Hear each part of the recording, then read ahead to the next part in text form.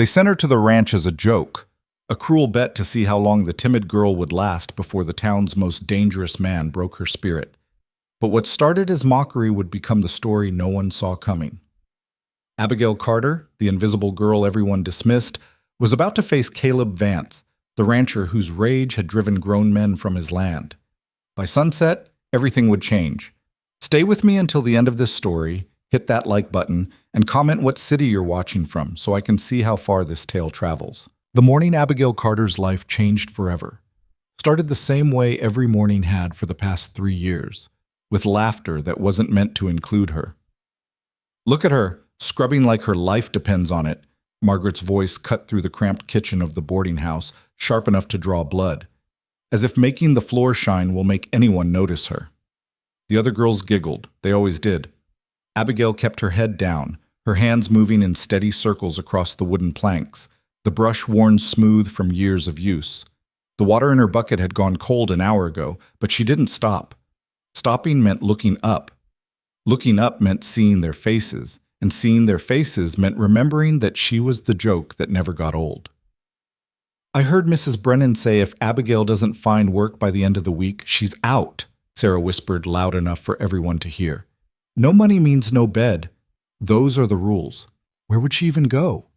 Margaret leaned against the doorframe, arms crossed, a smile playing at her lips. Who'd want her? Abigail's hands stilled for just a moment. The question hung in the air like smoke, and she hated that she didn't have an answer. She was 22 years old and had nothing. No family, no prospects, no particular skill that set her apart from any other unwanted girl in this forgotten corner of town. The boarding house tolerated her because she worked harder than anyone else, asked for nothing, and made herself so small that most days people forgot she existed. That was survival. That was all she knew. I have an idea, Margaret said suddenly, her voice taking on that particular tone that made Abigail's stomach drop. You know who's always looking for workers? The kitchen went quiet except for the tick of the old clock on the wall. Caleb Vance. Someone gasped. Sarah's eyes went wide. Margaret, no. That's perfect, Margaret finished, her smile widening. He goes through workers faster than Mrs. Brennan goes through her brandy. Strong men. Men who know which end of a shovel goes in the ground. And they still leave. She paused, letting that sink in. Imagine what he'd do with her. Abigail finally looked up. Margaret's face was alight with something that wasn't quite cruelty, but was close enough to taste the same. It was entertainment. Abigail was entertainment. You can't be serious, another girl said, but she was already laughing. He'd eat her alive. Exactly, Margaret said. But think about it. If she actually goes, if she actually shows up at Caleb Vance's ranch, asking for work, that's the funniest thing that'll happen in this town all year. And if by some miracle he doesn't throw her off his land in the first 5 minutes, well, then she's got a job. Problem solved. Abigail's hands had gone numb. She knew the name Caleb Vance the way everyone in town knew it, whispered in warning, spoken with a certain careful respect that was really just fear dressed up in Sunday clothes. He owned the largest ranch in the county, worked it alone since his father died, and had a reputation that kept most people on the other side of the road when they saw him coming. Men had walked off his property with stories. He was unpredictable, violent, the kind of man who broke things when he was angry, and he was angry most of the time. Just last month, Tom Bradley had come back from a single day of work at the Vance Ranch with a black eye and a promise to never return. When asked what happened, Tom had just shaken his head and said, "Some men aren't meant to be worked for. He's one of them." I don't think, Abigail started, her voice so quiet it barely registered. You don't think what? Margaret crossed the room in 3 quick steps, crouching down so they were eye level. You don't think you're desperate enough? Because from where I'm standing, you've got about 4 days before Mrs. Brennan puts your things on the street. You don't think you're capable? Well, that's probably true. But here's the thing, Abigail. This is the only option you've got that doesn't end with you sleeping in an alley. The words hit like fists. Margaret wasn't wrong. The boarding house had rules, and the most important one was simple: pay or leave. Abigail had been scraping by on odd jobs, mending clothes, cleaning, running errands, but the work had dried up. The town wasn't big enough to need her, and the people in it had made clear she wasn't valuable enough to keep around out of charity. I'll go with you, Sarah offered suddenly, then immediately looked like she regretted it when Margaret's gaze swung toward her. I mean, to show you where it is, not to stay, just to, you know, point you in the right direction. How generous, Margaret said dryly. Fine. Tomorrow morning, dawn. That's when he starts work, so that's when you show up. Dress practical. And Abigail? She stood, brushing invisible dirt from her skirt. Try not to cry when he yells at you. It's unbecoming. The laughter followed Abigail up the stairs to the tiny room she shared with two other girls. It followed her through a sleepless night where every creak of the old house sounded like the future closing in. It followed her into the cold gray light of morning when Sarah knocked on her door, already dressed, her face a mixture of excitement and guilt. Ready? Sarah asked. Abigail wasn't, but she nodded anyway.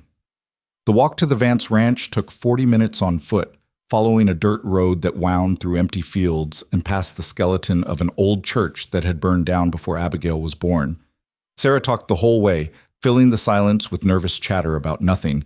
The weather, Mrs. Brennan's new hat, the rumor that the general store might start carrying fabric from back east.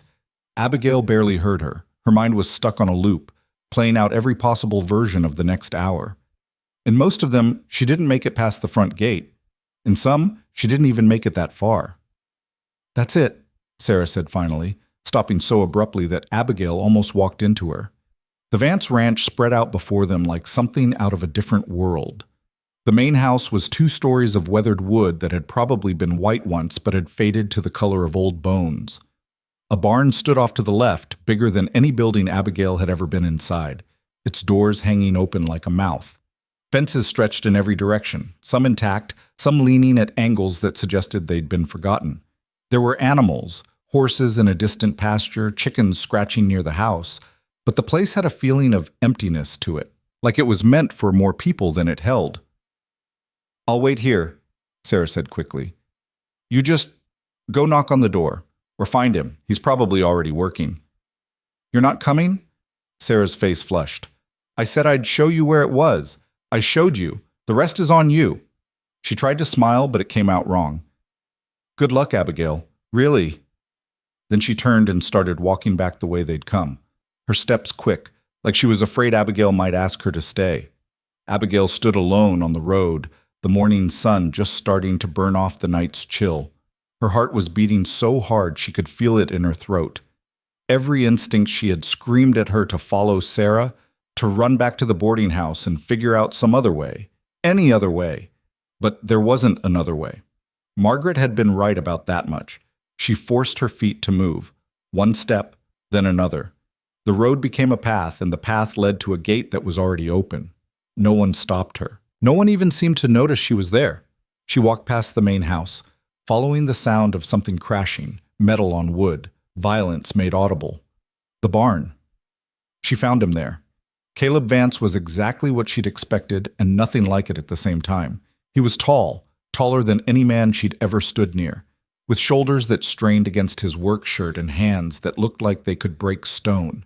His hair was dark and too long, falling into his face as he swung an axe into the side of a wagon that was already mostly splinters. Sweat darkened his shirt despite the morning cool. His face was hard angles and set jaw, the kind of face that didn't know how to smile or had forgotten how years ago. He was destroying the wagon methodically, deliberately, like it had personally wronged him. Abigail's breath caught. She should leave. She should turn around right now and... He looked up. His eyes were the color of a storm about to break. They locked onto her, and for a moment everything stopped. The crashing, the breathing, the world itself. Who the hell are you? His voice was rough, scraped raw from disuse or anger or both. Abigail's mouth opened. No sound came out. He threw the axe down, the blade burying itself in the dirt. I asked you a question. You deaf or just stupid? The words should have hurt. They probably would have if she wasn't so terrified. She managed to shake her head. Then answer me. He took a step forward and she took one back. He noticed. His expression didn't change, but something flickered in his eyes. Recognition, maybe, or disgust. You from town? Yes. The word came out as barely more than a whisper. They send you here? She nodded. He laughed, but there was no humor in it. Of course they did. Let me guess. You're supposed to clean, cook, do whatever else those vultures think a woman's good for? Abigail's hands were shaking. She clasped them together to make it stop, but it didn't help. I need work. I was told you might. Told by who? The girls at the boarding house. The boarding house? He said it like he was tasting something rotten. So they sent you here as a joke, is that it? See how long the little mouse lasts before the monster eats her? She flinched at the accuracy of it. That's what I thought. He turned away from her, walking back toward the ruined wagon. Go home. Tell them it was real funny. Tell them I said to go to hell. Tell them whatever you want. Just get off my land. He picked up the axe again. Abigail didn't move. The axe came down. Wood splintered. He pulled it free, raised it again.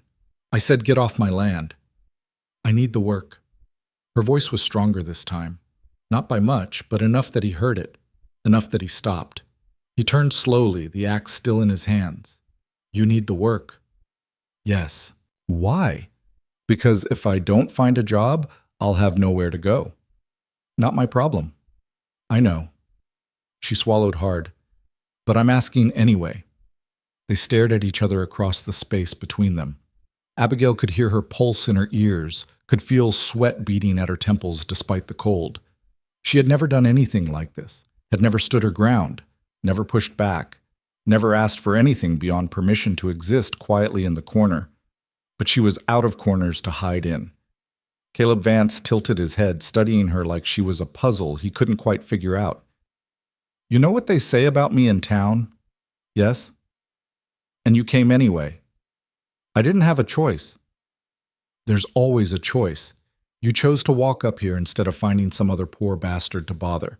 So let me make this simple for you. I don't need help. I don't want help. And I sure as hell don't need some girl who looks like she'd blow away in a stiff wind trying to do work she's not built for. I'm stronger than I look. You'd have to be. He drove the axe into the wagon one more time, then left it there, the handle jutting out at an angle. Fine. You want work? Barn needs cleaning. Hasn't been touched in months. There's tools in the back corner, somewhere under all the junk. You find them, you use them, you make this place look like something other than a disaster. You don't complain, you don't ask me questions, and you don't expect conversation. I'll check at sunset. If it's done, you get paid. If it's not, you leave and don't come back. We clear? Abigail nodded. I didn't hear you. We're clear. Good. He walked past her, close enough that she could smell sawdust and sweat and something else she couldn't name. And one more thing, those girls who sent you here, they're going to ask how it went. When you tell them, make sure they know I saw right through their little game. Make sure they know exactly what I think of them. Then he was gone, walking toward the house with the kind of purpose that suggested she was already forgotten. Abigail stood in the barn entrance, looking at the chaos inside. It was worse than she'd imagined. Hay covered everything in uneven piles. Tools lay scattered across the floor like they'd been dropped mid-use and never picked up. Broken equipment leaned against walls that were thick with dust and cobwebs. There had to be years of neglect packed into this space. The smart thing would be to leave. To walk back to town and tell Margaret she'd tried, that it was impossible, that Caleb Vance was exactly as terrible as everyone said. But if she left, she had nothing, and nothing had a way of turning into less than nothing real fast. So instead, she stepped inside. The first hour was the worst. She didn't know where to start, so she started everywhere, pulling hay into piles, gathering tools she recognized and some she didn't, trying to create some kind of system out of pure chaos. Her hands weren't used to this kind of work. Within the first 30 minutes, she had blisters forming on her palms. Within an hour, one of them had popped, leaving raw skin that screamed every time she gripped something new. She didn't stop. The sun climbed higher, the barn got hotter. Dust hung in the air so thick she could taste it, could feel it coating her throat with every breath. Her dress, her only good dress, was already filthy, the hem torn where she'd caught it on a piece of broken fence. She'd sweated through it in places, and her hair had come loose from its pins, hanging in her face in tangled strands. She didn't stop. By midday, she'd cleared enough space to actually see the floor in some places. The tools were sorted by type and function, lined up against the wall where they could be found. The hay was in proper piles, ready to be moved or used, or whatever it was hay was supposed to do. She'd found a broom with half its bristles missing and used it to attack the cobwebs, then the walls, then the floor. Her stomach was empty. She'd left the boarding house without breakfast, too nervous to eat, and now she was paying for it. Hunger sat in her gut like a stone, making her lightheaded every time she stood up too fast. Her hands were beyond blisters now. They were raw, bleeding in places, each movement a small agony she'd learned to ignore. She didn't stop. The afternoon stretched on. She worked in silence. The only sounds her own breathing and the occasional noise from outside. Horses moving in their pasture, chickens clucking, once the distant sound of an axe biting into wood. Caleb was out there somewhere, doing his own work, probably not thinking about her at all. That was fine. She didn't need him to think about her. She just needed him to see what she'd done when the sun went down. By the time the light started to fade, Abigail had stopped being able to feel her hands. They moved automatically now, muscle memory taking over where conscious thought had given up. The barn was transformed. Not perfect. There was too much damage for perfect, too many years of neglect to undo in a single day. But it was clean. Ordered. The kind of place where a person could actually work instead of just fighting against the environment. She stood in the center of it, swaying slightly, and allowed herself one moment of something that might have been pride. Then the barn door opened, and Caleb Vance stepped inside. He didn't say anything at first, just walked the perimeter, his boots loud against the floor she'd swept, his eyes taking in every detail. Abigail watched him, too exhausted to be nervous anymore, too far past caring to worry about what he might say. He stopped in front of her. For a long moment, he just looked at her torn dress, her bleeding hands, her face probably streaked with dirt and sweat, and who knew what else. "You did good work," he said finally. 4 words? That's all they were. 4 simple words that probably didn't mean much to him, that he'd probably said 100 times to 100 different workers over the years. But to Abigail, they were everything. Something inside her chest cracked open, some wall she'd built to protect herself from expecting anything good. And for just a second, she couldn't breathe. She nodded, not trusting her voice, not trusting herself to speak without crying. Caleb reached into his pocket and pulled out folded bills. "This is for today. You want to come back tomorrow? Be here at dawn. Same terms.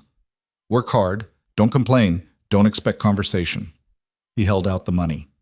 Abigail took it with shaking hands, careful not to let the blood from her palms stain the bills. "Thank you," she managed. He nodded once, then turned to leave, but he paused in the doorway, his back to her.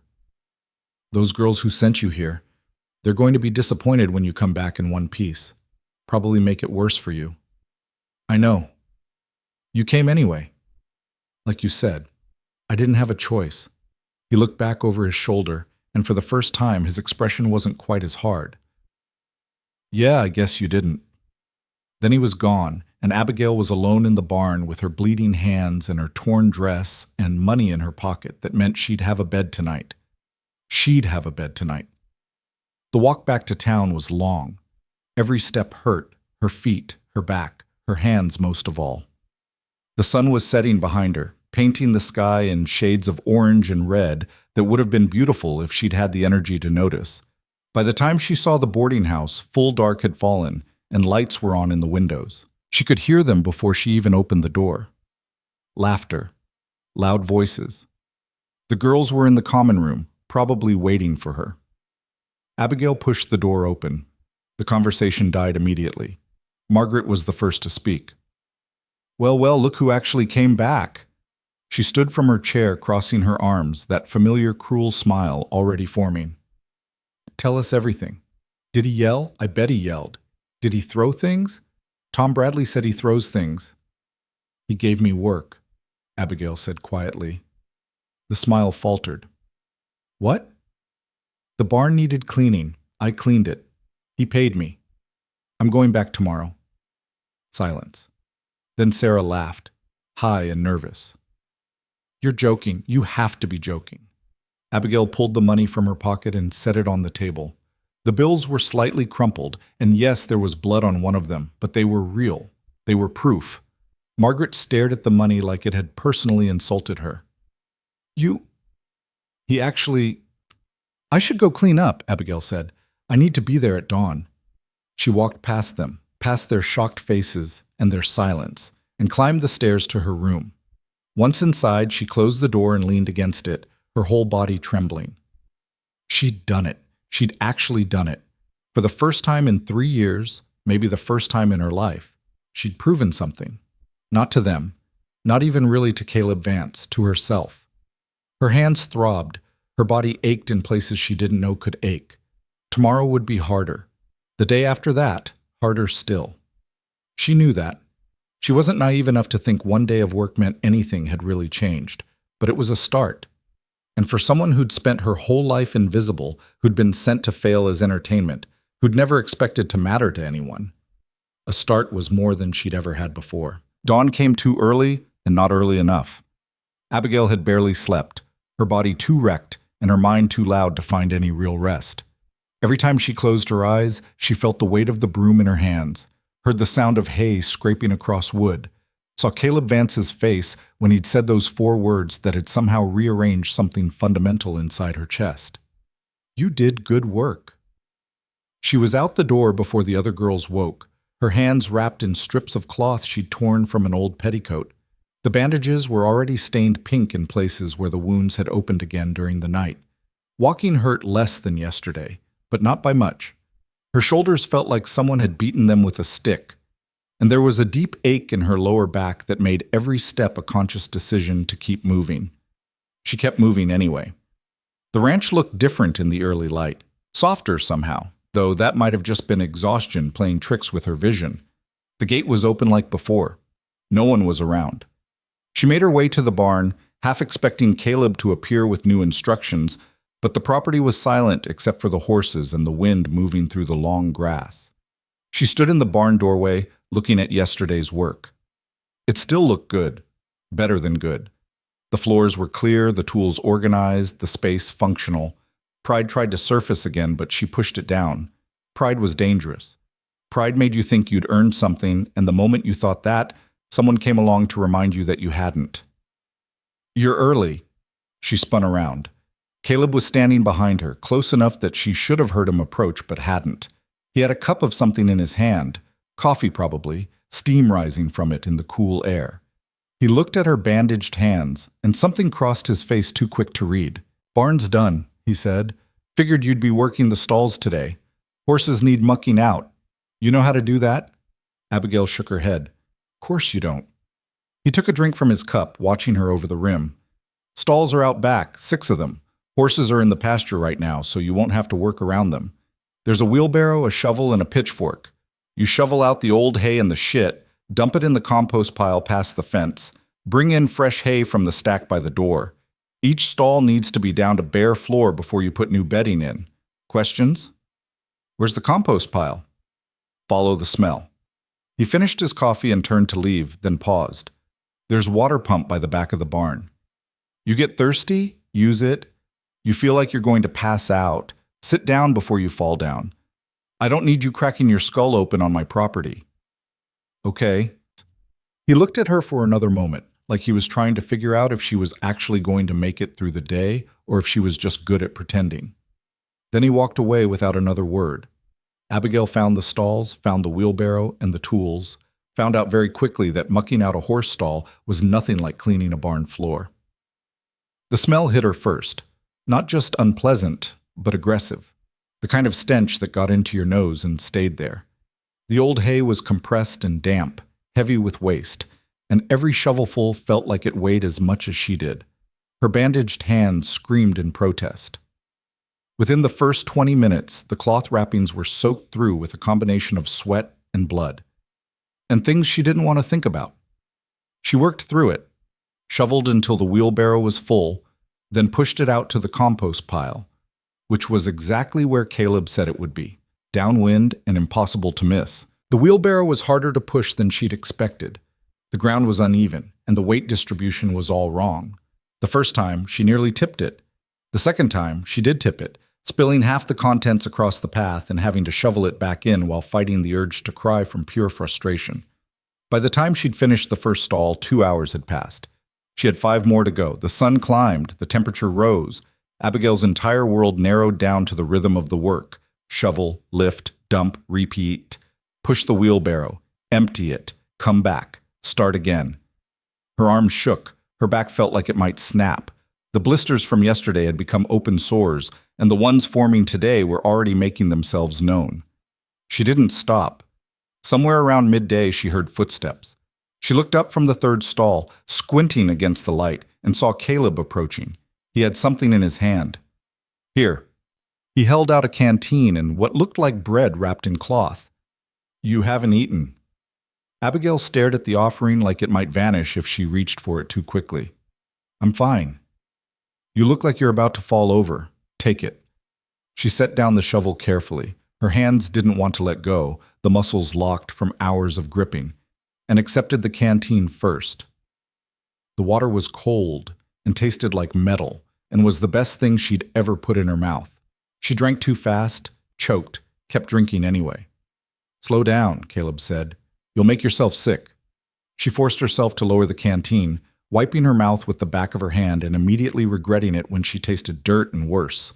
The bread was simple, thick cut and probably a day old, but she ate it in 3 bites, barely chewing. Caleb watched her the whole time. When she was finished, he took the canteen back and nodded at her hands. Those need cleaning, and new bandages. I'll do it tonight. You'll do it now. Infection out here isn't a joke. You can't work if you can't use your hands. He jerked his head toward the house. Come on. I need to finish the stalls. The stalls will still be here in 20 minutes. Move.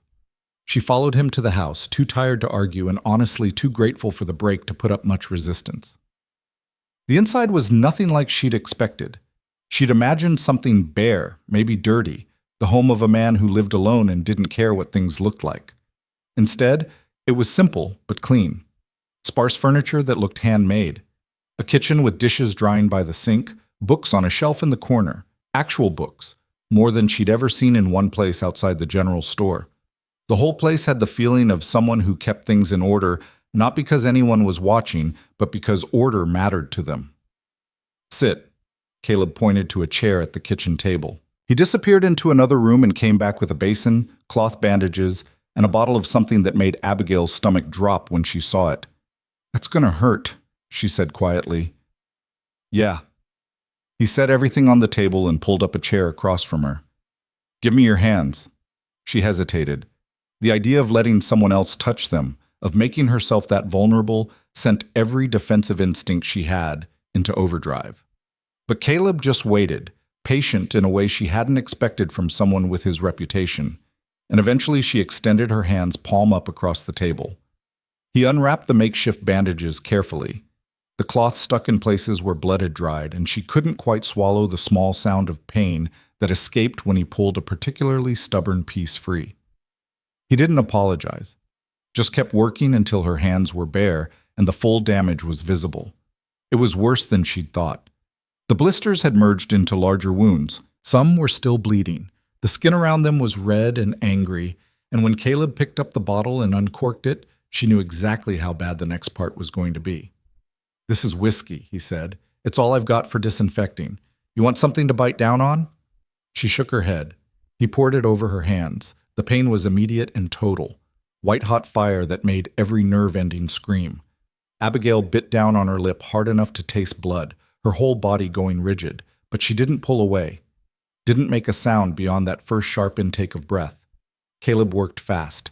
He cleaned both hands thoroughly, then wrapped them in fresh bandages, his movements efficient but not rough. When he was done, he sat back and looked at her. You should take tomorrow off. Let those heal. I need the work. You won't be able to work if you cripple yourself. I'll be fine. He made a sound that might have been frustration or respect or both. You're stubborn. I'll give you that. I can't afford not to be. Something shifted in his expression. Not quite sympathy. He didn't seem like the type for sympathy, but maybe recognition. Like he understood something about her situation that he hadn't before. The gloves in the barn, he said finally. The leather ones hanging by the door. Use them tomorrow. Should have told you that yesterday, but I didn't think... He trailed off, shook his head. Just use them. Okay. And pace yourself. The work's not going anywhere. You burn out in 3 days, that doesn't help either of us. Abigail nodded. The kindness was uncomfortable, unfamiliar, and she didn't know what to do with it. Kindness in her experience usually came with conditions, with expectations that would be explained later when it was too late to refuse them. But Caleb just stood up, collected the basin and the bloodied bandages, and nodded toward the door. Finish what you can today. Don't kill yourself doing it. Tomorrow we'll see about getting you something easier until your hands toughen up. She wanted to ask what that meant. Wanted to ask why he was being decent to her when he had no reason to be. Wanted to ask a lot of things, but the question stuck in her throat, and by the time she found her voice, he'd already left the room. The rest of the day was brutal, but manageable. The bandages helped, and the gloves helped more. She finished 5 of the 6 stalls before her body simply refused to continue. The sun was setting when she finally stopped, leaning against the barn wall, every part of her shaking from exhaustion. Caleb appeared like he had some kind of internal clock that told him when the workday ended. He surveyed what she'd done, nodded once, and paid her. Same amount as yesterday, same brief exchange. But this time when he turned to leave, he spoke without looking back. "You did good today, too." The walk back to town was worse than yesterday. Her legs barely functioned. Her hands throbbed despite the bandages. She'd sweated through her dress again, and there was a stain on the hem she knew would never come out. But she had money in her pocket, had proof she could do this. Margaret was waiting in the common room, so were the others. They looked up when Abigail entered, and this time the silence was different, heavier. "Second day," Margaret said. It wasn't a question, but it sounded like an accusation anyway. "Yes." "What did you do today?" "Mucked out stalls." Sarah made a face. That's disgusting." "It's work." Abigail moved toward the stairs, too tired for this conversation, but Margaret stepped in front of her. "How long do you think this is going to last? A week? 2? He's going to get tired of you, Abigail. Men like that always do. And when he sends you away, you'll be right back where you started. Except this time, you'll smell like horse shit." The other girls laughed. It wasn't the cruel laughter from before, though. It was uncertain. Like they weren't sure if they were supposed to find it funny or if something had changed in a way they didn't quite understand yet. "Maybe," Abigail said quietly. "But until then, I've got work." She moved past Margaret and climbed the stairs. Behind her, she heard whispering, but she didn't care enough to try to make out the words. Let them talk. Let them speculate. Their opinions didn't change anything. The third day, Caleb had her oiling saddles and mending tack. It was detailed work that required attention, but wasn't as physically destroying as the stalls had been. Her hands screamed in protest anyway, the oil getting into the wounds despite the gloves, but it was bearable. More than bearable. The fourth day was fence repair. Caleb worked alongside her for that one, showing her how to reset posts and string wire tight enough to hold but not so tight it would snap. They didn't talk much. He wasn't the talking type, and she'd never been good at small talk. But there was something almost comfortable about the silence between them, like neither of them needed to fill it with noise. The fifth day, she arrived to find 3 men standing in the yard talking to Caleb. She recognized 2 of them. Worked at the mill, she thought, or maybe the lumber yard. The third was older, weathered, with the look of someone who'd spent their whole life doing hard labor. They stopped talking when they saw her. "That's her?" one of them said. He didn't bother lowering his voice. "That's who you hired?" Caleb's jaw tightened. "That's not your concern, Davies. Just seems strange is all. You've turned away every man who's come looking for work in the past 6 months, but some girl shows up and suddenly you're running a charity?" "I said it's not your concern." The older man spat into the dirt. "Town's talking, Vance, saying you've gone soft. Saying maybe you're not as particular about your reputation as you used to be. The town can say whatever it wants, doesn't change anything. It changes how people see you, how they see her." He looked at Abigail directly now, his expression somewhere between pity and disgust. "Girl like that working out here alone with you, people are going to think things, probably already are." Abigail felt heat crawl up her neck. She wanted to say something, to defend herself, but the words wouldn't come. They never did when she needed them most. Caleb took a step forward. It wasn't a big movement, but it changed the entire dynamic. The 3 men shifted their weight, suddenly uncomfortable, suddenly aware that they were on his property having a conversation he didn't want to have. "You came here to talk about work or to gossip like a bunch of old women." Caleb's voice was dangerously quiet. "Because if it's the second one, you can leave right now." Davies held up his hands. "Just saying what people are saying, no offense meant." "Then stop saying it. On my land or off it.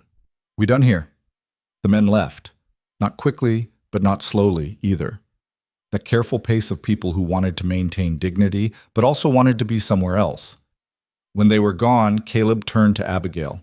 "Don't listen to them. They're not wrong, though. People are going to talk. People always talk, doesn't make them right." He picked up a coil of rope from the ground.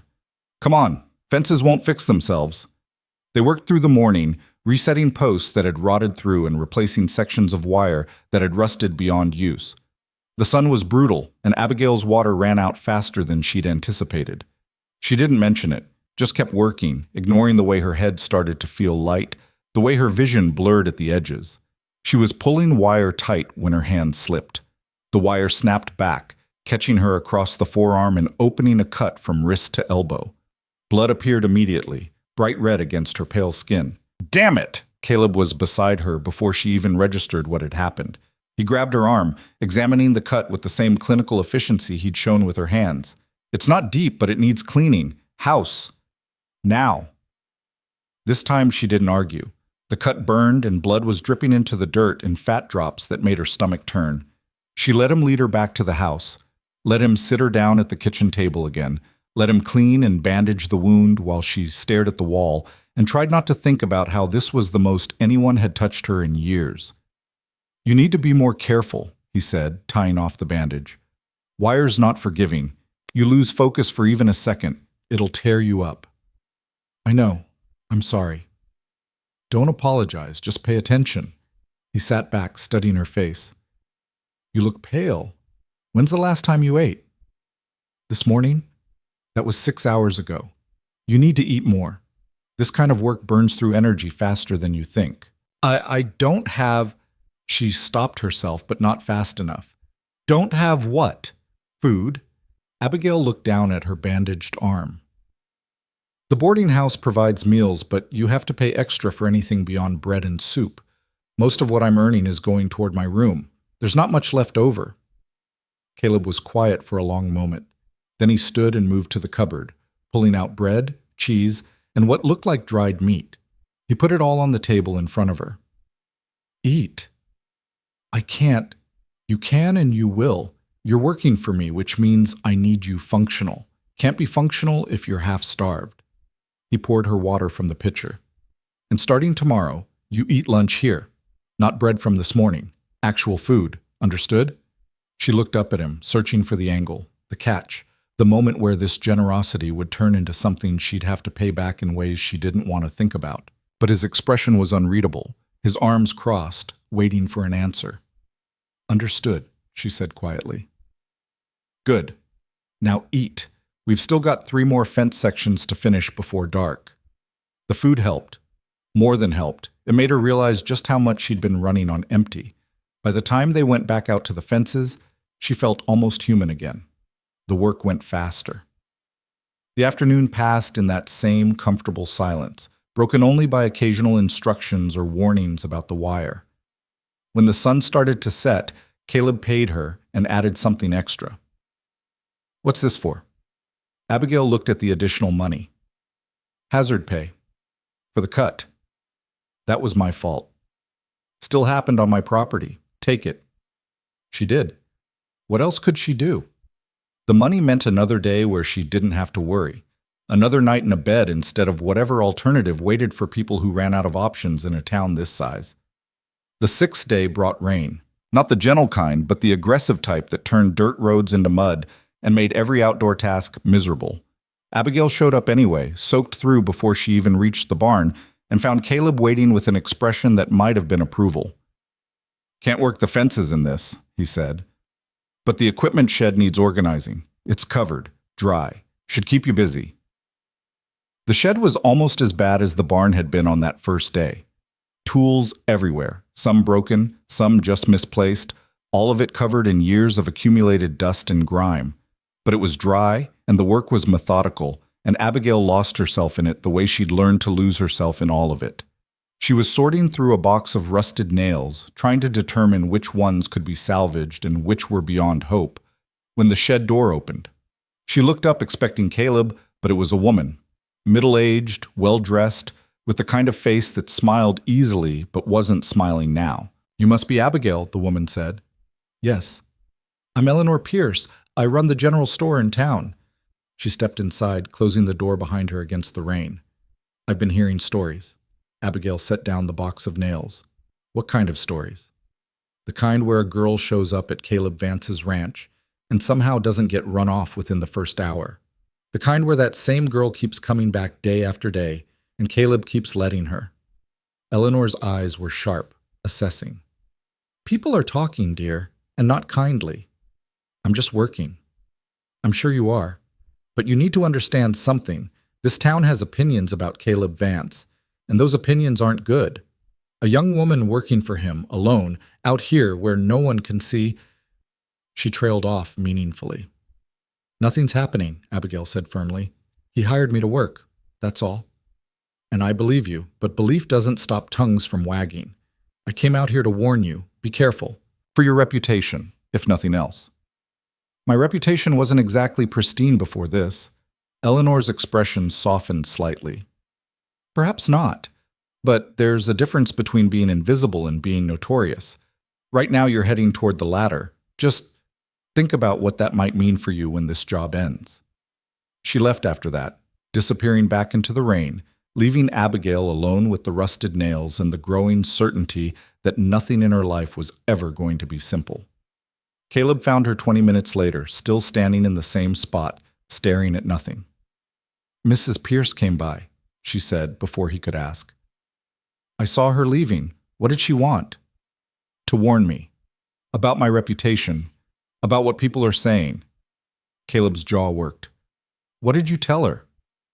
"That I'm just working." "And?" "And I don't know if she believed me. I don't know if it matters if she believed me." Abigail looked at him directly. "Is this going to be a problem?" "For me? No. For you?" He shrugged. "Depends on how much you care what people think." "I've never had the luxury of caring about that." "Then nothing's changed." He gestured at the boxes. "Finish up here. I'll see you tomorrow." But something had changed. Abigail could feel it in the way her stomach twisted on the walk back to town, could see it in the way people's eyes followed her when she walked through the street. The whispers had gotten louder, the looks had gotten longer. Margaret's smirk had gotten wider. She'd thought the work would be the hard part, thought if she could just prove she was capable, everything else would fall into place. She'd been wrong. The real test wasn't the work. It was everything that came with it, the judgment, the assumptions. The slow realization that some battles couldn't be won with effort alone because some people had already decided what the story was and no amount of truth would change their minds. That night, lying in her narrow bed with her hands aching and her arm throbbing where the wire had cut her, Abigail made a decision. She could quit, could walk away from Caleb Vance and his ranch and all the talk that came with it, could go back to being invisible, to scraping by on odd jobs, to slowly disappearing until even she forgot she existed. Or she could keep showing up, could keep working, could prove that she was more than what anyone expected her to be, even if the proving came with a cost she hadn't anticipated. She knew which option was smarter, knew which one would cause her less pain in the long run. But when dawn came, she got up anyway, wrapped her hands, put on her work dress that was more patches than original fabric now, and walked to the ranch, because quitting meant giving them what they wanted, and she'd spent her whole life giving people what they wanted. She was done with that. The second week brought visitors Abigail hadn't expected. She was hauling water to the horses when she heard the laughter, high-pitched, deliberate, designed to carry. She knew that sound, had been the target of it more times than she could count. Margaret and Sarah stood by the fence near the road, arms linked, watching her like she was a show they'd paid to see. Two other girls from the boarding house flanked them, their faces already arranged into expressions of barely contained amusement. Abigail's first instinct was to turn away, to pretend she hadn't seen them. But they'd come all this way. Pretending wouldn't make them leave. She set down the water buckets and walked over. Her hands were steadier than they'd been 2 weeks ago. Her shoulders didn't hunch the way they used to. Small changes, maybe, but she felt them. "Abigail," Margaret called out, her voice dripping with false sweetness. "We were just passing by and thought we'd see how you were managing. It's been what, almost 2 weeks now?" 13 days, Abigail said. 13 days of shoveling horse shit and fixing fences. Sarah shook her head, her smile sharp. "I have to admit, I didn't think you'd last 3. Color me impressed." "We brought you something." One of the other girls, Catherine, Abigail thought her name was, held up a small bundle wrapped in cloth. "A care package, some bread, a bit of cheese. Thought you might need it, working out here in the middle of nowhere with no one around, but him," Margaret finished, her eyes gleaming. "How is Mr. Vance, by the way? Still as charming as ever?" Abigail took the bundle. It was heavier than it should be for bread and cheese. She unwrapped it slowly and found a rock nested among the food. Not even hidden, just there. Obvious, part of the joke. The girls erupted into laughter. "Oh, the look on your face," Sarah gasped between giggles. "We couldn't resist." Abigail stared at the rock. It was smooth, river-worn, about the size of her fist. She could feel the anger building in her chest, hot and tight and familiar. But underneath it was something else. Something that felt almost like pity. They'd walked all the way out here for this, had planned it, coordinated their schedules, brought props. All of it just to see her reaction, to remind her that she was still the joke, still the girl who didn't matter enough to deserve basic decency. "You should leave," Abigail said quietly. Margaret's smile faltered. "Excuse me?" "You heard me. Leave. This is private property, and you weren't invited. We're on a public road. You're on the edge of it. One more step and you're trespassing." Abigail met Margaret's eyes directly.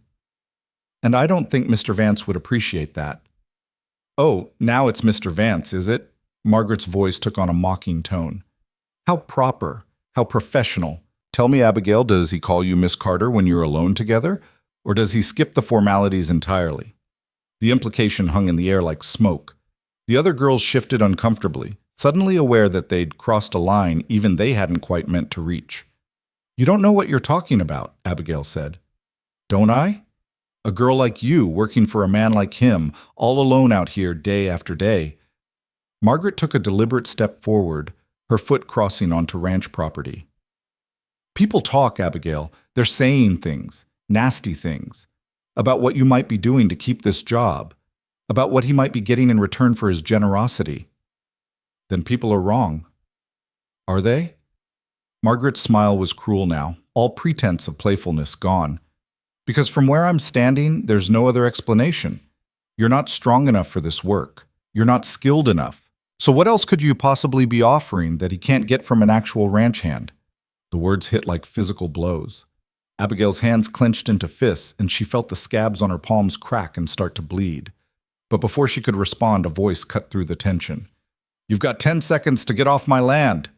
They all turned. Caleb was walking toward them from the barn, his stride purposeful, his expression carved from stone. He wasn't yelling, wasn't running, but there was something in the set of his shoulders, the way his hands hung loose at his sides, that made every one of the girls take an involuntary step back. "We were just," Sarah started. "I don't care what you were doing. I care that you're doing it here." Caleb stopped a few feet from the fence, his eyes moving across each of their faces with cold precision.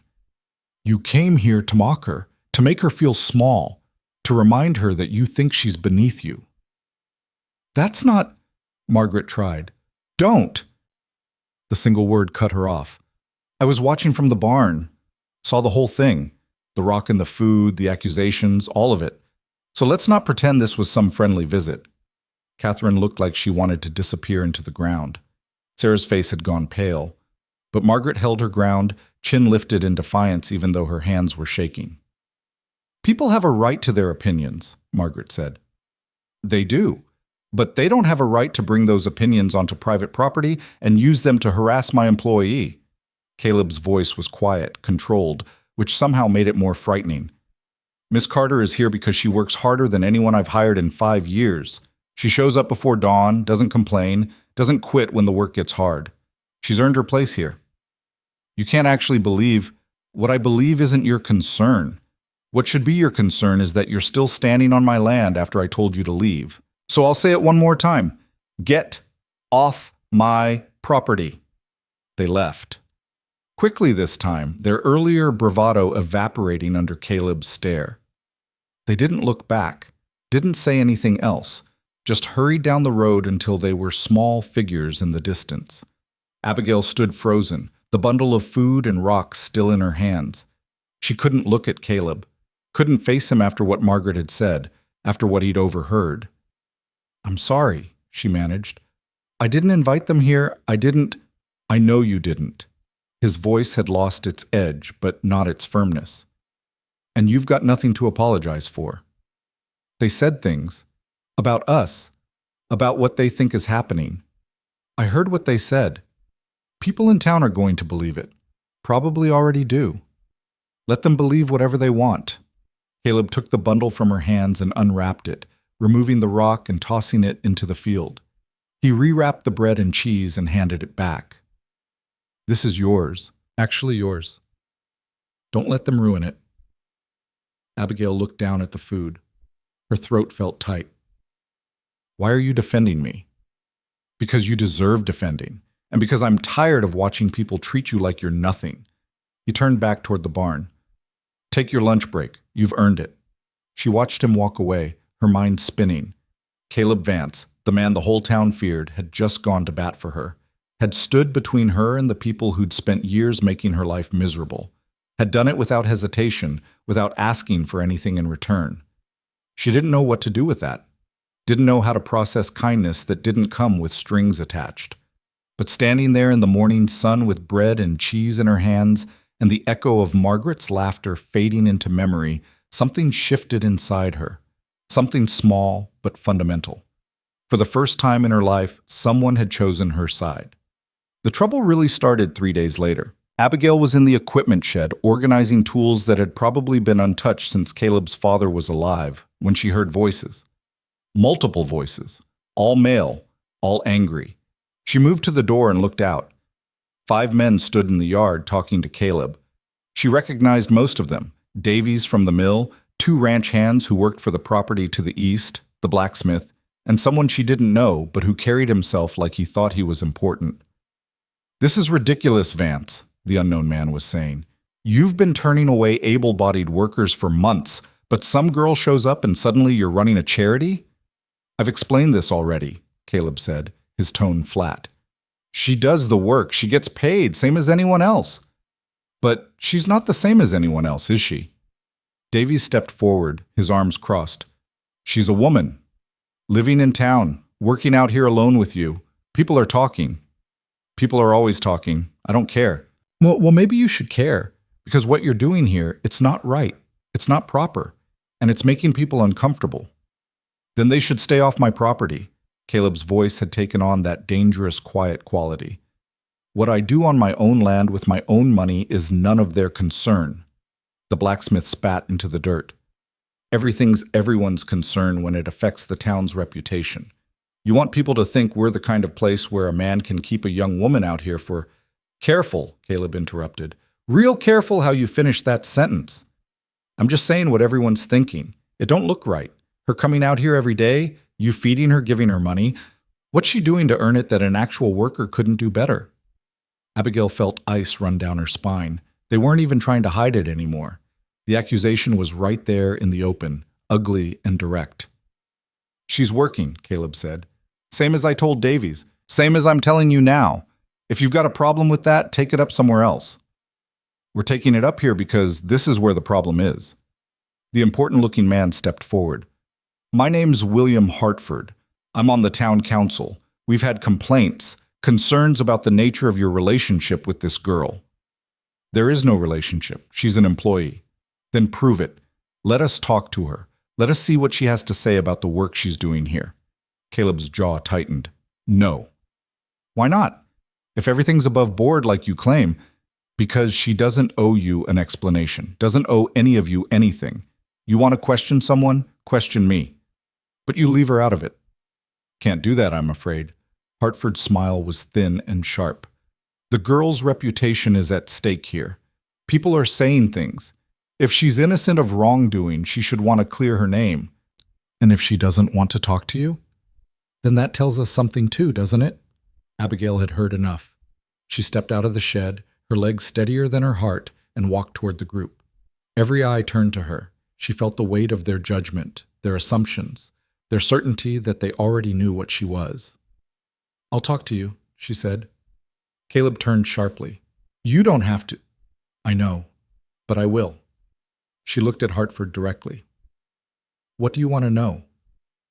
Hartford's expression shifted, clearly not expecting her cooperation. "Well, that's reasonable. Thank you, Miss Carter. Abigail Carter."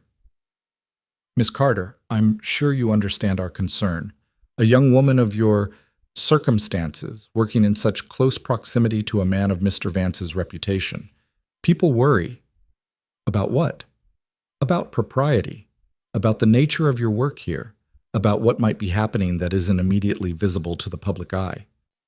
Abigail felt anger burning in her chest, but she kept her voice level. "I clean, I organize, I mend equipment, muck out stalls, repair fences, haul water. That's what happens here. Work. And Mr. Vance pays you for this work?" "Yes." "How much?" "That's between me and him." Hartford's eyes narrowed. "It's a simple question, Miss Carter. And it's a private answer. My wages are my business. Unless those wages are payment for services that aren't appropriate for a young woman to be providing."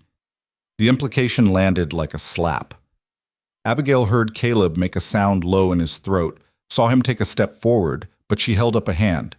This was her fight now. She'd chosen to engage, and she needed to see it through. "I provide labor," she said clearly. "Physical labor. The kind that leaves blisters and scars and makes me so tired I can barely walk back to town at night. If you think there's something else happening here, you're wrong. And if you're spreading that belief around town, you're not just wrong. You're cruel." Cruel is a strong word. "So is what you're implying." Abigail's voice shook, but not from fear, from rage. "You came here with your mind already made up.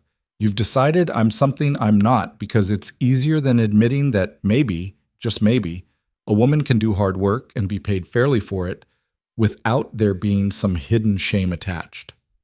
Davies stepped forward. "Watch your tone, girl. You're talking to a council member. And he's talking to someone who's done nothing wrong. Which one of us should be more concerned about our tone?" The silence that followed was heavy. The men looked at each other, clearly not prepared for resistance. Hartford's face had gone red, his composure cracking. "Your attitude isn't helping your case," he said stiffly. "I don't have a case. I have a job. You're the ones trying to make it into something else. We're trying to protect you. I don't need your protection. I need you to leave me alone, to let me work in peace, to stop treating me like I'm either a victim or a criminal when I'm neither." Caleb moved to stand beside her, not in front of her, not protecting her, but next to her, united. "You've heard what she has to say. Now get off my property." Hartford straightened his jacket. "This isn't over, Vance. The council will be discussing this matter further. There are laws about what? Hiring who I want on my own land? Last I checked, that's my right. About maintaining decency standards in the community. Then go maintain them somewhere else. We're done here." The men left, but not quietly. They muttered among themselves, shot dark looks over their shoulders, made it clear that this confrontation was just the beginning. When they were gone, Abigail felt her knees go weak. She stumbled slightly, and Caleb caught her elbow. "You okay?" he asked. "No." She pulled away, wrapping her arms around herself. "They're going to make this impossible. You know that, right? They're not going to stop until I'm gone, or until you fire me, or until something breaks. Let them try. You don't understand. Those men, they have power. Hartford's on the town council. Davies employs half the people in town. They can make life very difficult for both of us. I've survived difficult before. But have you survived being the target of an entire town's gossip?" Abigail turned to face him. "Because that's what's coming. They're going to say things, horrible things, about you, about me, about what they think is happening here. And once those stories start, they don't stop. Caleb was quiet for a moment. Then he said, "You want to quit?" "No." "Then why are we having this conversation?" "Because I need you to understand what you're getting into by keeping me around. What it's going to cost you." "I already know what it costs. Been counting that price since day one." He met her eyes. "But what you need to understand is that I'm not interested in doing what's easy. Never have been. Those men think they can intimidate me into firing you because that's what would make their lives simpler. Well, too bad. I don't make decisions based on what's simple for everyone else." "Why not?" "Because if I did, I'd be just like them. And I'd rather be alone on this ranch for the rest of my life than become that." Abigail wanted to argue, wanted to point out all the ways this was going to get worse before it got better, if it got better at all. But the look in Caleb's eyes stopped her. He wasn't being noble, wasn't playing hero. He was just being stubborn in the same way she'd been stubborn every morning she showed up for work. Sometimes stubbornness was all you had. That night, walking back to town, Abigail noticed the stares. They weren't subtle anymore. People stopped their conversations when she passed, turned to watch her go by, whispered just loud enough that she could hear the tone, even if she couldn't make out the words. The boarding house was worse. Mrs. Brennan met her at the door, her face set in hard lines. "We need to talk, Miss Carter." Abigail followed her to the small office off the kitchen. Mrs. Brennan sat behind her desk, hands folded, every inch the disappointed authority figure. "I've had visitors today," she began, "members of the town council. They had some concerns about your current employment situation. Let me guess. They think I'm doing something inappropriate. They think you're putting yourself in a compromising position, and by extension, you're reflecting poorly on this establishment. I'm working, that's all." "That may be all in truth, but truth and perception are not always the same thing." Mrs. Brennan leaned forward. "This boarding house survives on its reputation. We house respectable young women. If people begin to think that we're harboring someone who's involved in improper behavior, it affects all the girls here. So you want me to leave? I want you to make a choice. Either you quit working for Mr. Vance and find employment elsewhere, or you find somewhere else to live. I can't have both, you working there and staying here. It's too much of a liability." Abigail felt the floor drop out from under her. "You're giving me an ultimatum." "I'm giving you options, which is more than some would do. When do I have to decide?" "End of the week. That gives you 4 days to figure out what matters more to you, this job or this roof over your head." Abigail walked upstairs in a daze. The other girls avoided her eyes. Some looked sympathetic. Others looked vindicated. Margaret looked triumphant. She sat on her bed and counted the money she'd saved. 2 weeks of wages minus what she'd paid for room and board. It wasn't enough. Wasn't even close to enough to find her own place, to survive independently. She'd need months of steady work to build up that kind of security. But if she quit the ranch, she'd be back to nothing. Back to odd jobs that barely paid. Back to being invisible. Back to a life where the only certainty was that tomorrow would be just as hopeless as today. The choice should have been simple. Should have been obvious. A roof over her head was more important than pride. Survival trumped stubbornness. But when she thought about walking away from the ranch, about giving up the one place where she'd proven something to herself, her chest went tight and her hands started shaking. She'd already lost so much. Given up so much. Shrunk herself down to nothing for so many years just to survive. She didn't want to shrink anymore. The next morning, she showed up at the ranch like always. Caleb was working on the porch, replacing boards that had rotted through. He looked up when he heard her footsteps. "You're late," he said. "It's almost full light. I need to tell you something." Abigail stopped at the bottom of the porch steps. "Mrs. Brennan gave me an ultimatum. I either quit working here or I have to leave the boarding house by the end of the week." Caleb set down his hammer. "What did you tell her?" "Nothing yet. I have 4 days to decide." "And what are you thinking?" "I'm thinking I don't have anywhere else to live. I'm thinking quitting makes sense. I'm thinking—" She trailed off, unable to finish. "But you showed up anyway." "Yes." "Why?" Abigail looked at him, really looked at him, at this man who'd given her a chance when no one else would, who'd defended her to her face and behind her back, who'd paid her fairly and treated her like she mattered. Because I'm tired of letting other people make my decisions for me, she said quietly. I'm tired of being afraid. And I'm tired of being the person everyone expects me to be. Caleb stood up, walked down the steps until he was level with her. If you stay, it's going to get worse. You know that. I know. The town's going to come after you harder. They'll make up stories, might even try to force me to fire you through official channels. I know that too. And you still want to keep working here? I don't know if I want to, but I need to. Not just for the money, for me. Because if I quit now, I'll spend the rest of my life wondering what would have happened if I'd been brave enough to stay. Caleb studied her face for a long moment. Then he nodded. Okay, then here's what we're going to do. There's a room in the main house, small, hasn't been used in years. You can stay there. Abigail's eyes widened. I can't. You need a place to live. I've got space. Seems simple enough. That'll make everything worse. People already think, I don't care what people think. Never have. But I understand if you do. He crossed his arms. Here's the alternative. You quit, you move out of the boarding house, and then what? Where do you go? What do you do? She didn't have an answer for that. Right. So either you stay here, work here, and deal with people talking, or you leave and you're homeless and jobless, and people talk anyway. At least this way, you're not starving while they run their mouths. It's not appropriate. Appropriate would be those people leaving you alone to do your job. But they're not interested in appropriate. They're interested in control. He turned back toward the house. Room's on the second floor, east side. Hasn't been cleaned in a while, but it's got a bed and a door that locks. You want it, it's yours.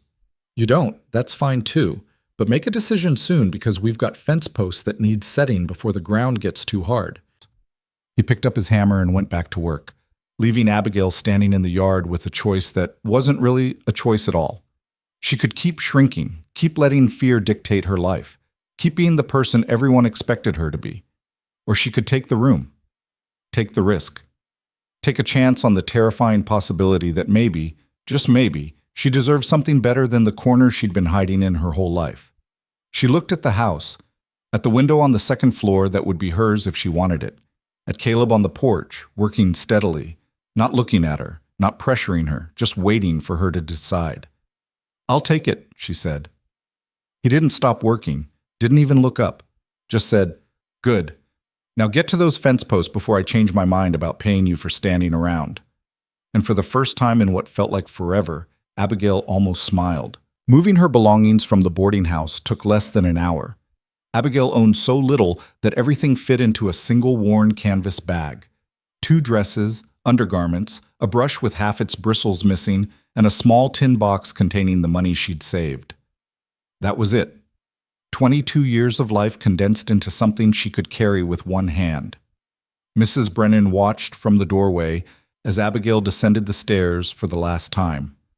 The woman's expression was carefully neutral, but there was something in her eyes that might have been regret, or maybe just relief that a problem was removing itself.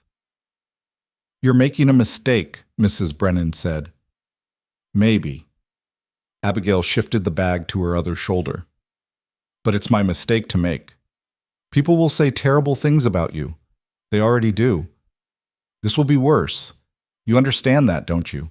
Living under the same roof as him, unmarried, unchaperoned. There's no coming back from this kind of reputation damage. Abigail paused at the door. My reputation was already damaged. I was the girl no one wanted, the one you all tolerated because I worked hard and stayed quiet. Moving to the ranch doesn't change what I am in people's eyes. It just makes their judgments more convenient. You could find other work, other lodging. Where? Who in this town is going to hire me now? Who's going to rent me a room after the council's made it clear what they think I am? She looked at Mrs. Brennan directly. You know there's nowhere else. That's why you gave me the ultimatum. You knew I'd have to choose between homelessness and this. Mrs. Brennan's mouth tightened. I won't take you back. When this arrangement falls apart, and it will, don't come crying to me for your old room. I won't. Abigail walked out into the afternoon sun. Behind her, she heard the door close with a finality that should have felt frightening. Instead, it felt like shedding weight she hadn't realized she'd been carrying. The walk to the ranch was different this time. She wasn't going to work. She was going home.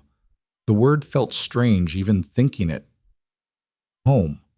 She'd never really had one of those, just places she was allowed to exist temporarily until she wasn't useful anymore. Caleb was waiting on the porch when she arrived. He took her bag without asking and led her inside, up the stairs to the second floor. The room was exactly as he'd described, small, dusty, with a narrow bed pushed against one wall and a dresser that had seen better decades. A single window looked out over the eastern pasture. The glass was clouded with grime, but light came through in soft filtered rays. "I cleared out the worst of the dust," Caleb said, setting her bag on the bed. "Sheets are clean. Dresser drawers stick, but they open if you pull hard enough. There's a wash basin on the stand and the privy's out back, same one I use." Abigail looked around the space. It was sparse, worn, nothing special, but it was hers. A door that locked, a window. A bed that didn't have to be shared with two other girls who resented her presence. "Thank you," she said quietly. "Don't thank me yet. We need to establish some rules." Here it comes, she thought, the conditions, the expectations, the price for this generosity. "I'm listening," she said, her shoulders tensing. "You've got full access to the house, kitchen, sitting room, all of it. But my room's at the end of the hall, and that door stays closed. You don't go in there, I don't go in yours, understood?" She nodded. "Meals we'll figure out as we go. I'm not much of a cook, but I manage. You want to help with that? Fine. You don't? Also fine. I'm not expecting you to play housekeeper just because you're living here." "What are you expecting?" He met her eyes. "Same thing I've always expected. You do your work, I pay you fair. This room doesn't change that arrangement. You're not paying rent with labor. You're not—" He stopped, his jaw working. "I'm not that kind of man, and I need you to believe that." The sincerity in his voice caught her off guard. "I believe you." "Good, because people are going to assume the worst. Town's going to go crazy when they find out you're living here, and I need to know you can handle that. Not just the talk, but the isolation, because once you move in here, you're cutting yourself off from whatever social connections you had left. I didn't have any to begin with. You had the boarding house, other girls your age, the possibility of making friends, finding a husband eventually, having a normal life. None of that was ever going to happen for me anyway." Abigail sat down on the bed, testing the mattress. It was firmer than she was used to. "I'm not giving up anything I actually had, just the illusion that I might have it someday." Caleb leaned against the doorframe, studying her. "You're too young to be that cynical. I'm exactly the right age for it. I just stopped pretending otherwise." He was quiet for a moment, then nodded. "All right. I'll let you get settled. Work starts same time tomorrow. But today, take the time to make this space yours." He left, closing the door behind him. Abigail sat in the silence, her hands folded in her lap, and tried to process what had just happened. She'd made a choice that would define the rest of her life. Had crossed a line that couldn't be uncrossed. Everything from this moment forward would be measured against this decision. She should have been terrified. Should have been second-guessing herself, already wondering if she'd made a horrible mistake. But sitting there in that small room with dust motes floating in the afternoon light, she felt something she hadn't felt in years. She felt free. The town's reaction came faster than expected. By the next afternoon, while Abigail was repairing a section of barn wall that had started to bow, a carriage appeared on the road. Not just any carriage, the kind that spoke of money and status, and people who thought their opinions mattered more than most. It stopped at the gate, and a woman emerged. She was perhaps 50, dressed in a dark blue traveling suit that probably cost more than Abigail had earned in her entire life. Her face was severe, her posture rigid, and she moved with the kind of purpose that suggested she was used to being obeyed. Caleb appeared from the house, intercepting her before she could get far into the yard. Abigail stayed where she was, hammer in hand, but she could hear every word. "Mr. Vance?" the woman said. "I'm Constance Hartford, William's wife." "I know who you are, Mrs. Hartford." "Then you know why I'm here. My husband came to speak with you several days ago regarding your employee, the young woman." "Miss Carter, she has a name." "I'm aware. I'm also aware that as of yesterday she's no longer residing at the boarding house, that she's now living here, on your property, in your home." Caleb's expression didn't change. That's correct? And you see nothing wrong with that arrangement? I see a young woman who needed a place to stay in a house with empty rooms. Seemed practical. Mrs. Hartford's eyes narrowed. Practical. That's an interesting word choice. Mr. Vance, I don't know what kind of household you think you're running here, but this town has standards. We have expectations of moral conduct, particularly where young unmarried women are concerned. Miss Carter's moral conduct isn't your business. It is when it affects the community, when it sets a precedent that other young women might follow, when it suggests that this kind of arrangement is acceptable. What kind of arrangement are you referring to exactly?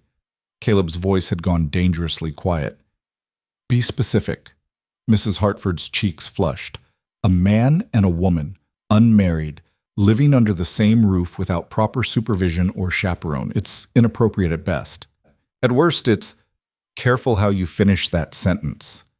I'm trying to help you understand the position you're putting yourself in, the position you're putting her in. This girl has no family, no protection, no one to look out for her interests. Whether you intend it or not, you're taking advantage of her desperation. Abigail set down her hammer and walked over. Both Caleb and Mrs. Hartford turned to look at her. The older woman's expression shifted from righteous indignation to something that might have been pity. Miss Carter, Mrs. Hartford said, I'm glad you're here. Perhaps you can help me make Mr. Vance understand the gravity of this situation. What situation is that? Abigail asked. Your living arrangement. Surely you must see how this looks, how it compromises both your reputation and his. I have a room, a job, food, safety. That's all this is. That may be all it is to you, but the world will see something different. They'll make assumptions. They'll say things that will follow you for the rest of your life. They were already saying those things, Abigail said, before I moved here, before I even started working here. The moment I showed up at this ranch, people decided what I must be. Moving into that room upstairs didn't change their minds. It just confirmed what they already believed. Mrs. Hartford's expression softened slightly. Then why make it worse? Why give them more ammunition? Because I was tired of making myself smaller to fit into their expectations, tired of apologizing for existing, tired of letting other people's judgments dictate every choice I make. Abigail's voice was steady, clear. You came here to save me from making a mistake. But you're too late. I already made it, and I'm not sorry. You will be. When this arrangement falls apart, when Mr. Vance tires of you or finds someone else, you'll be left with nothing but shame and a reputation that will prevent you from ever finding decent work or a decent husband. I've never had prospects for either of those things. At least now I have a roof that doesn't leak and work that pays. Mrs. Hartford looked between them, her frustration evident. I came here prepared to offer you an alternative, Miss Carter. A position in my household as a kitchen maid, room and board included, proper references, a respectable situation. But I can see now that you're too foolish to recognize an opportunity when it's presented to you. I'm not foolish. I'm just making different choices than you would make.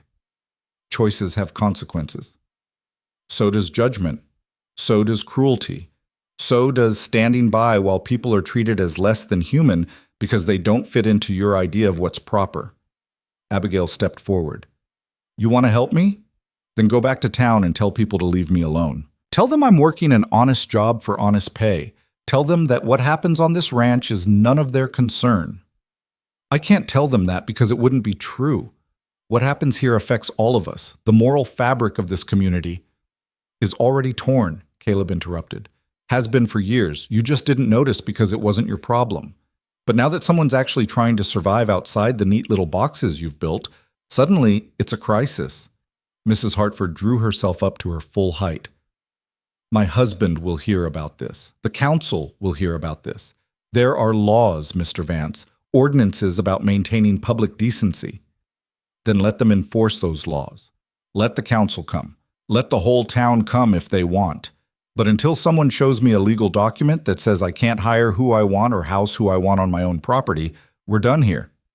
He turned and walked back toward the barn, dismissing her without another word. Mrs. Hartford stood frozen for a moment, clearly unaccustomed to being spoken to with such finality. Then she looked at Abigail one last time.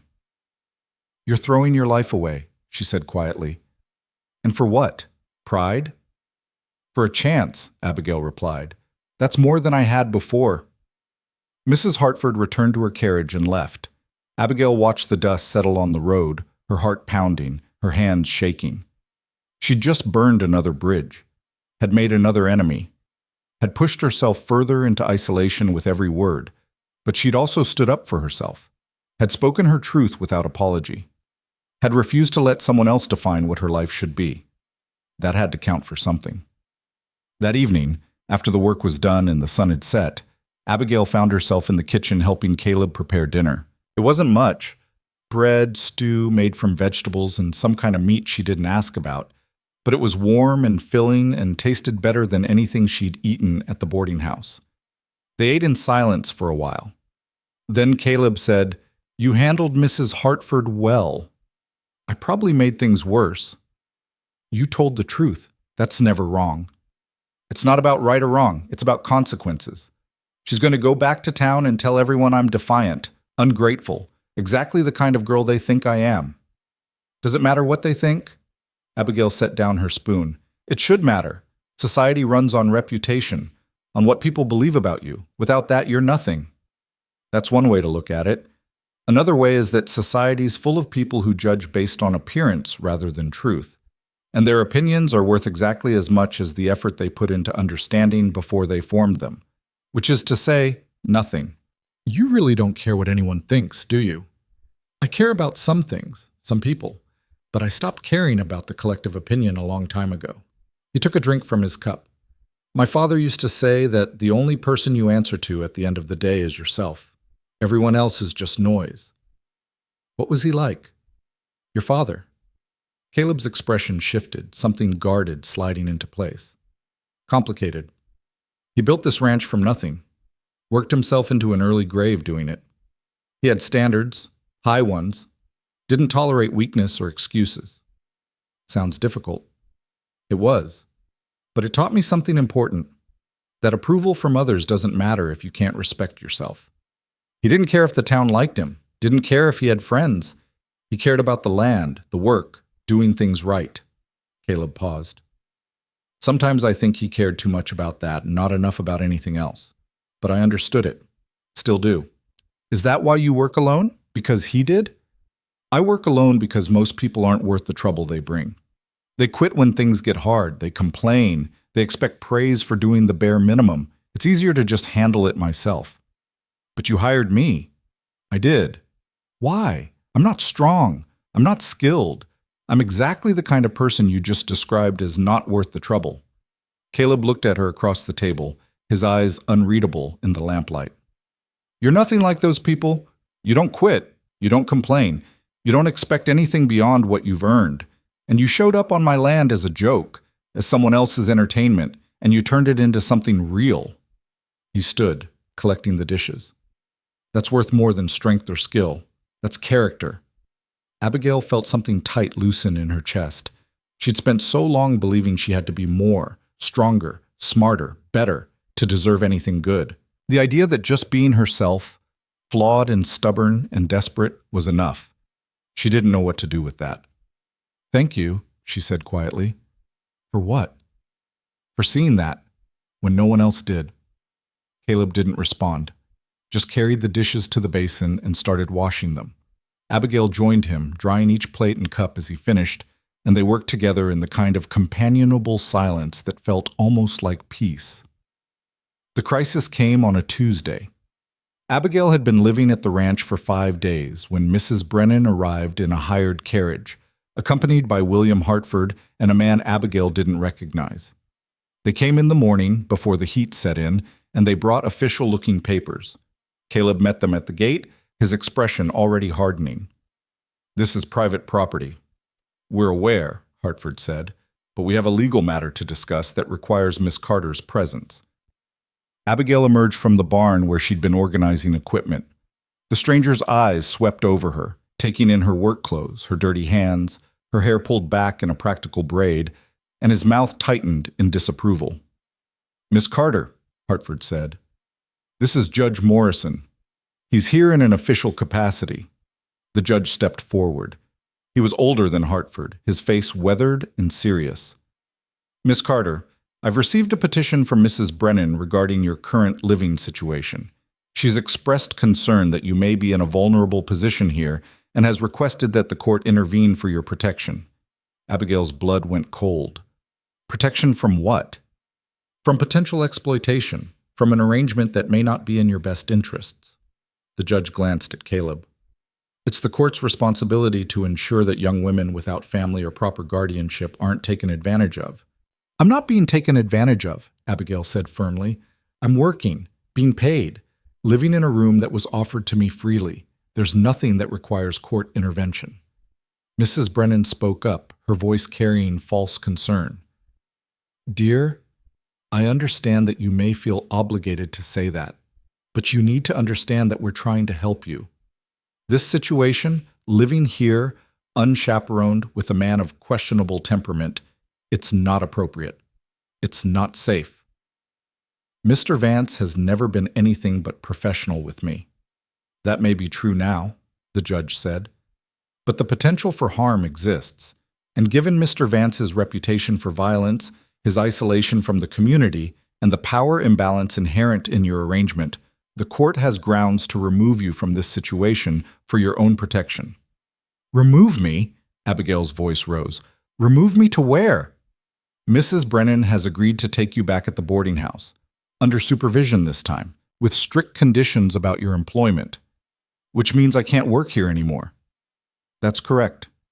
Abigail looked at Mrs. Brennan, seeing the truth written clearly on the older woman's face. This wasn't about protection. This was about control, about punishment, about making sure she learned her lesson for daring to step outside the boundaries they'd set for her. No, Abigail said. The judge frowned. I'm sorry? No, I'm not going back. I'm not leaving. You can't force me. Miss Carter, I'm trying to be reasonable here. Reasonable would be respecting my choices. Reasonable would be believing me when I tell you I'm fine. This isn't about my safety. This is about a bunch of people who don't like that I'm not following their rules. Hartford stepped forward. Young lady, you need to watch your tone. Judge Morrison is trying to help you. I don't need his help. I need to be left alone to live my life. You're not in a position to make that decision, the judge said, his patience clearly wearing thin. You're unmarried, without family, and living in a situation that violates community standards of decency. The court has the authority. What authority? Caleb interrupted, his voice cutting through the conversation like a blade. Show me the specific law that says you can forcibly remove an adult woman from a private residence where she's living of her own free will. The decency statutes are vague guidelines about public conduct, not legal grounds for removing someone from their home. And last I checked, this ranch isn't public property. The judge's expression hardened. Are you claiming Miss Carter as your ward because without that legal relationship you have no say in this matter? I'm claiming she's an adult who can make her own decisions. And unless she's been declared incompetent, which she hasn't, you don't have the right to force her to go anywhere. Mr. Vance, I understand you may have developed feelings that cloud your judgment here, but this woman is clearly in a vulnerable position. Stop talking about me like I'm not here, Abigail said, her voice sharp enough to silence them all. She turned to the judge. You want to know if I'm vulnerable? Fine. I'm vulnerable. I've been vulnerable my entire life. Vulnerable to people who think they know what's best for me. Vulnerable to women like Mrs. Brennan, who profit off girls like me and then throw us out when we're inconvenient. Vulnerable to men like Mr. Hartford, who hide their cruelty behind concern. Miss Carter, Mrs. Brennan started. I'm not finished. You all came here with papers and official titles and the belief that you have the right to decide my future. But none of you asked me what I want. None of you cared that I'm happy here, that I'm working, that for the first time in my life, I have something that feels like it might be mine. Her hands were shaking, but her voice stayed steady. So here's what I'm telling you, Judge Morrison. I'm not leaving. You can threaten me. You can try to use the law to force me. But I'm an adult. I'm not breaking any laws, and I'm choosing to stay here. If you don't like that, I don't care. The silence that followed was absolute. The judge looked at her with an expression that might have been respect or might have been anger. It was hard to tell. Hartford's face had gone red. Mrs. Brennan looked like she'd been slapped. Finally, the judge spoke.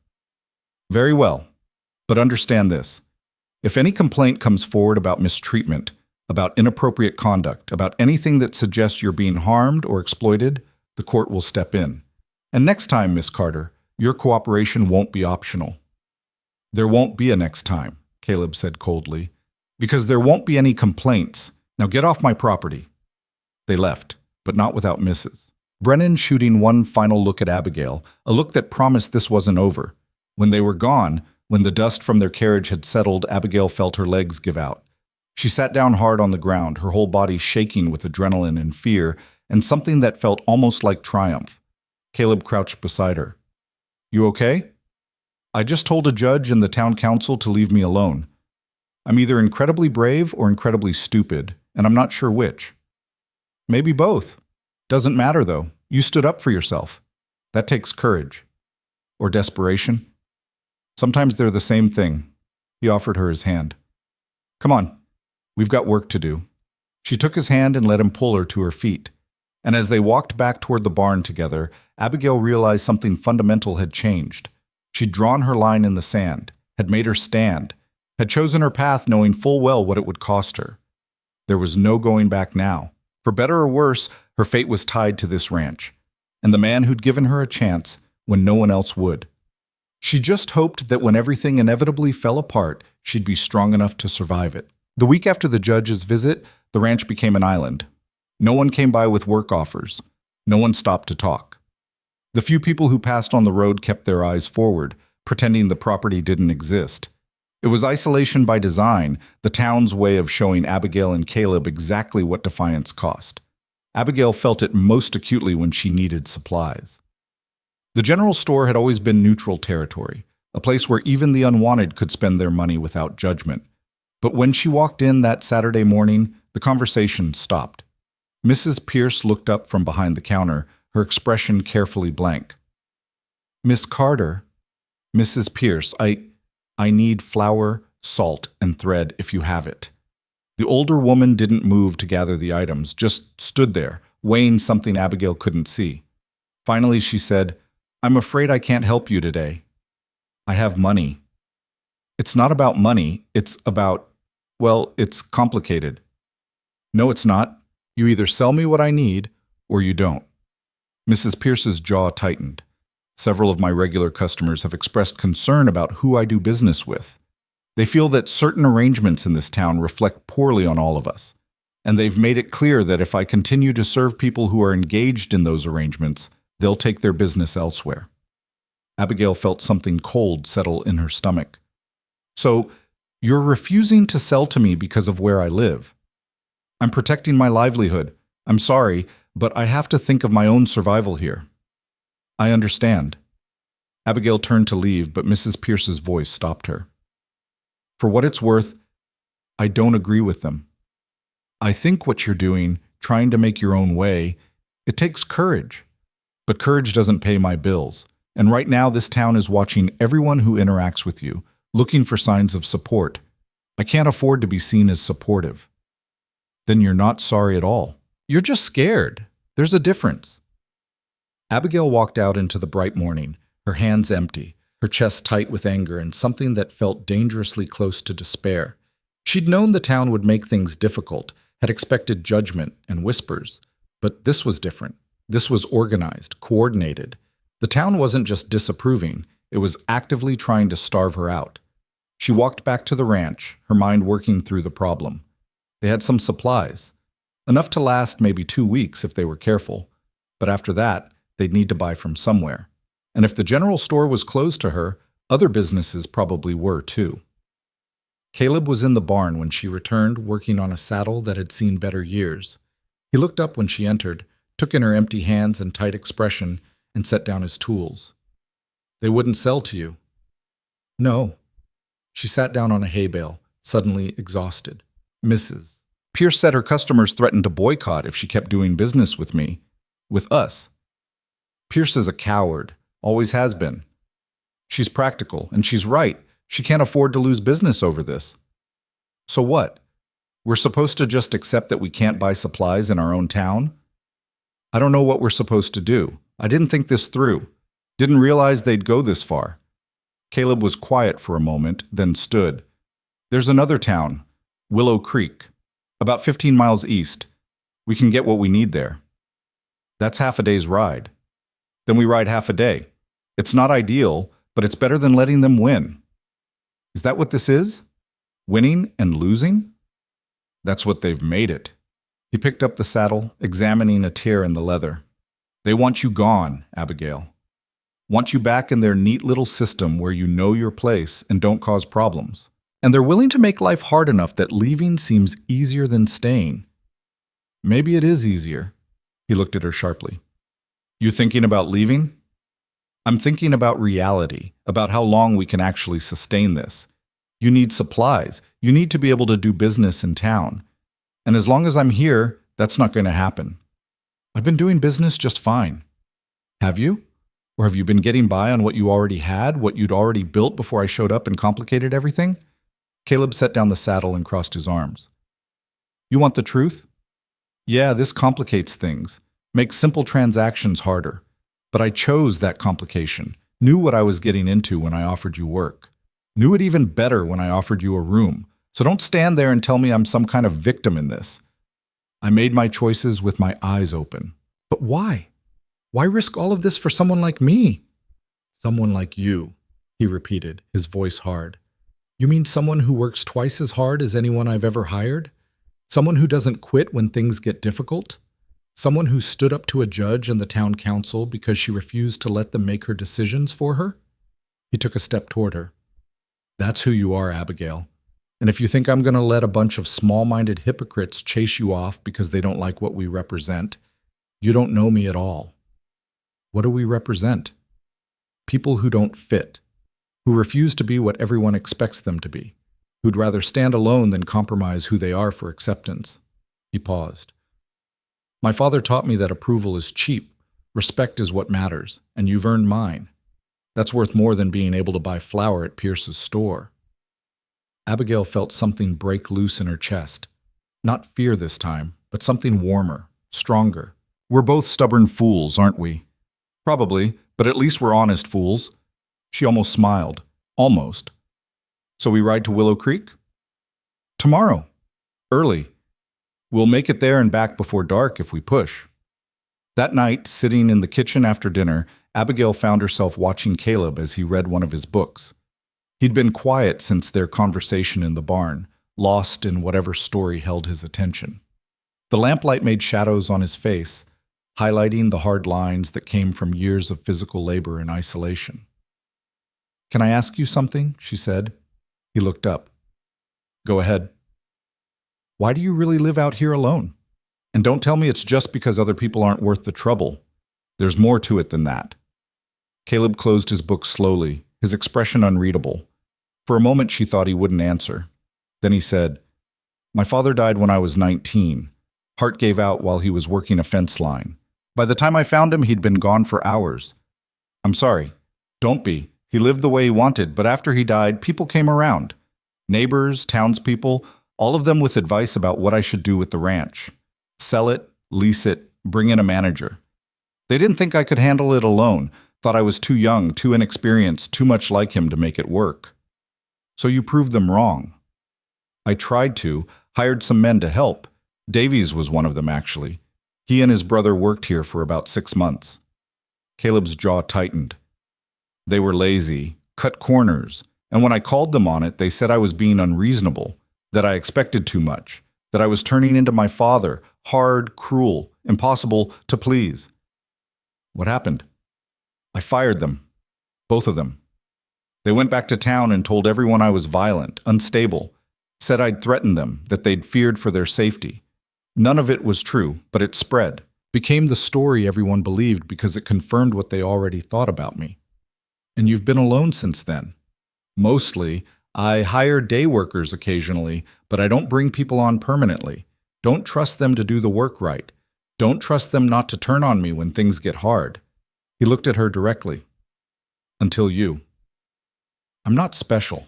I'm just desperate. You're honest. That's special enough.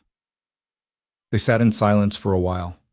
the weight of shared understanding settling between them. Two people shaped by judgment and isolation, finding something like kinship in their mutual refusal to be broken by it. "Thank you," Abigail said quietly, "for telling me. Thank you for staying, even when it would be easier to leave. Where would I go? This is the closest thing to a home I've ever had." Something crossed Caleb's face, surprise maybe, or recognition. "Yeah, I know what you mean." The ride to Willow Creek the next morning was long and hot. They took the wagon, loaded with everything they'd need to trade, and pushed the horses harder than was probably wise. Abigail had never been this far from town before, had never seen landscape that wasn't familiar, roads she hadn't walked 100 times. It felt like freedom and danger mixed together in equal measure. Willow Creek was smaller than their town, but friendlier. No one knew them here. No one cared about their story. They bought supplies from a merchant who asked no questions beyond what they needed and how they'd pay. Flour, salt, thread, coffee, sugar, dried beans. Essentials that would keep them going for months if they were careful. On the way back, as the sun started its descent toward the horizon, Caleb said, "This doesn't have to be forever, you know." "What doesn't?" "The isolation, the town's anger. Eventually they'll get tired of being outraged, find something new to focus on." "You think so?" "I've seen it happen before. People have short attention spans for other people's business. Right now we're interesting, novel. But in a few months, when nothing scandalous actually happens, they'll move on. And if they don't, then we keep riding to Willow Creek for supplies, keep working the ranch, keep living our lives on our terms." He glanced at her. "Would that be so terrible?" Abigail thought about it. Really thought about it. A life on this ranch, working hard, living simply, disconnected from people who'd never wanted her anyway. It should have felt like a prison, like the worst possible outcome. Instead, it felt like possibility. "No," she said finally, "it wouldn't be terrible at all." The confrontation came 3 weeks later, on a day that started like any other. Abigail was hauling water to the vegetable garden she'd started behind the house when she heard horses, multiple horses. She looked up and felt her stomach drop. Margaret and Sarah were riding toward the ranch, but they weren't alone. Behind them came a carriage, and from it emerged Mrs. Brennan, Judge Morrison, and a man in a sheriff's uniform. Caleb appeared from the barn, his face already dark with anger. "What's this about?" The sheriff dismounted, his hand resting on the gun at his hip. "Mr. Vance, we have a warrant to search the premises." "A warrant for what?" "Complaints have been filed regarding the welfare of Miss Abigail Carter. Reports suggest she may be held here against her will, subject to conditions that warrant intervention." "That's a lie," Abigail said, setting down her water buckets. "I'm here of my own choice. I've said that repeatedly." Margaret spoke up from her horse, her voice carrying false concern. "You would say that, though, wouldn't you, if you were scared of him, if he'd threatened you?" "He hasn't threatened me. He hasn't done anything wrong. Then you won't mind if we verify that," Judge Morrison said, stepping forward. "We need to search the house, particularly your living quarters, to ensure you're being treated appropriately." "You need a warrant to search my home," Caleb said coldly. "And last I checked, vague complaints don't constitute grounds for one." The sheriff pulled papers from his coat. "Got it right here. Signed by the judge this morning. Now you can cooperate, or we can do this the hard way. Your choice." Abigail looked at Caleb, saw the fury in his eyes, the tension in his shoulders. He was seconds away from doing something that would make everything worse. She touched his arm lightly. "Let them search," she said quietly. "They won't find anything because there's nothing to find. Let them see that." "Abigail, please. It's the only way to end this." Caleb's jaw worked, but finally he nodded. "Fine. Search. But you touch anything that isn't directly relevant to your so-called investigation, and I'll have your badge, Sheriff." They swept through the house like locusts, opened every door, every drawer, looked under beds and behind furniture. Margaret and Sarah followed, their faces eager, clearly hoping to find something incriminating. Mrs. Brennan supervised with an expression of grim satisfaction. When they reached Abigail's room, the sheriff paused. It was exactly as she'd left it that morning. Bed made, few possessions neatly arranged, nothing that suggested anything inappropriate. The door had a lock on the inside. The window opened easily. There was no sign of confinement or mistreatment. Judge Morrison examined everything with careful attention, then turned to Abigail. Miss Carter, I need you to answer something honestly. Are you here because you want to be? Not because you feel obligated, not because you're afraid of the alternative, but because this is genuinely where you choose to be. Yes. Has Mr. Vance ever threatened you, harmed you, or forced you to do anything against your will? Never. Has he ever made inappropriate advances or demanded anything beyond labor in exchange for your room and wages? No, he's been nothing but professional and fair. The judge looked at her for a long moment, searching her face for lies. Then he nodded slowly. I believe you. Unfortunately, that doesn't resolve our dilemma. What dilemma? Caleb demanded. She's told you she's fine. You've searched the house and found nothing. What more do you need? The appearance of impropriety is almost as damaging as impropriety itself, Judge Morrison said heavily. Miss Carter may be here willingly, and you may be treating her appropriately. But the situation itself, an unmarried woman living with an unmarried man, it violates community standards, and I'm under pressure to address that. From who? These vultures who can't mind their own business? Mrs. Brennan stepped forward. From concerned citizens who care about the moral fabric of this community. You may not care about reputation, Mr. Vance, but the rest of us do. Then maybe the rest of you should find something more productive to care about. The law is clear on this matter, the judge said. While I can't force Miss Carter to leave if she doesn't want to, I can declare this living arrangement inappropriate and issue an order requiring changes. What kind of changes? Abigail asked, her voice tight. Either you return to proper lodging with appropriate supervision, or... The judge paused, clearly uncomfortable with what came next. Or the arrangement is made legitimate through marriage. The silence that followed was absolute. Abigail felt the blood drain from her face. Marriage. He was actually suggesting marriage as a solution to people's discomfort with her living situation.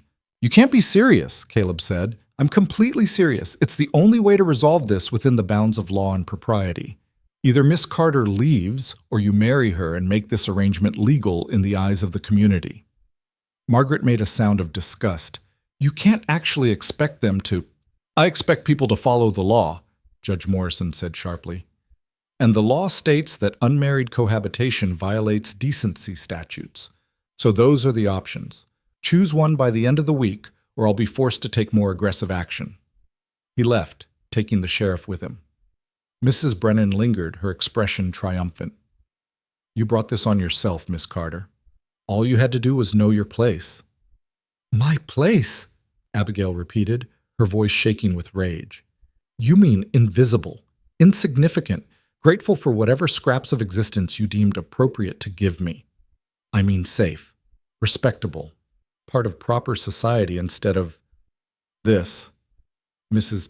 Brennan gestured at the ranch, at Caleb, at everything Abigail had built.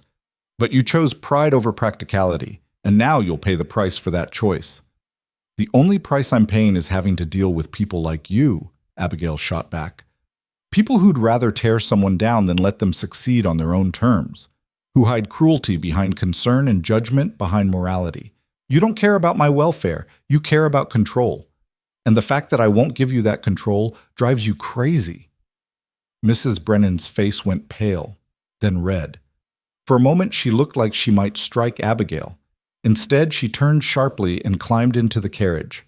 Margaret and Sarah followed, but not before Margaret leaned down from her horse.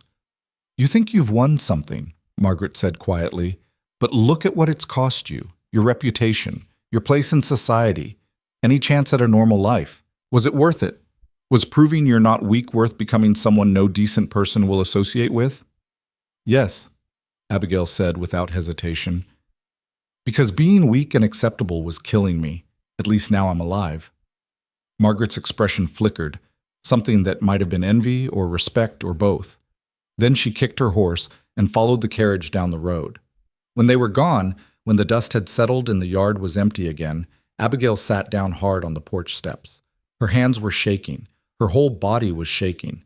Caleb sat beside her, not touching, just present. They stayed like that for a long time, watching the sun move across the sky, neither of them willing to address what had just happened. Finally, Caleb said, We don't have to do what he suggested. I know. You could leave. Find work somewhere else. Just start over in a place where no one knows your story. Is that what you want?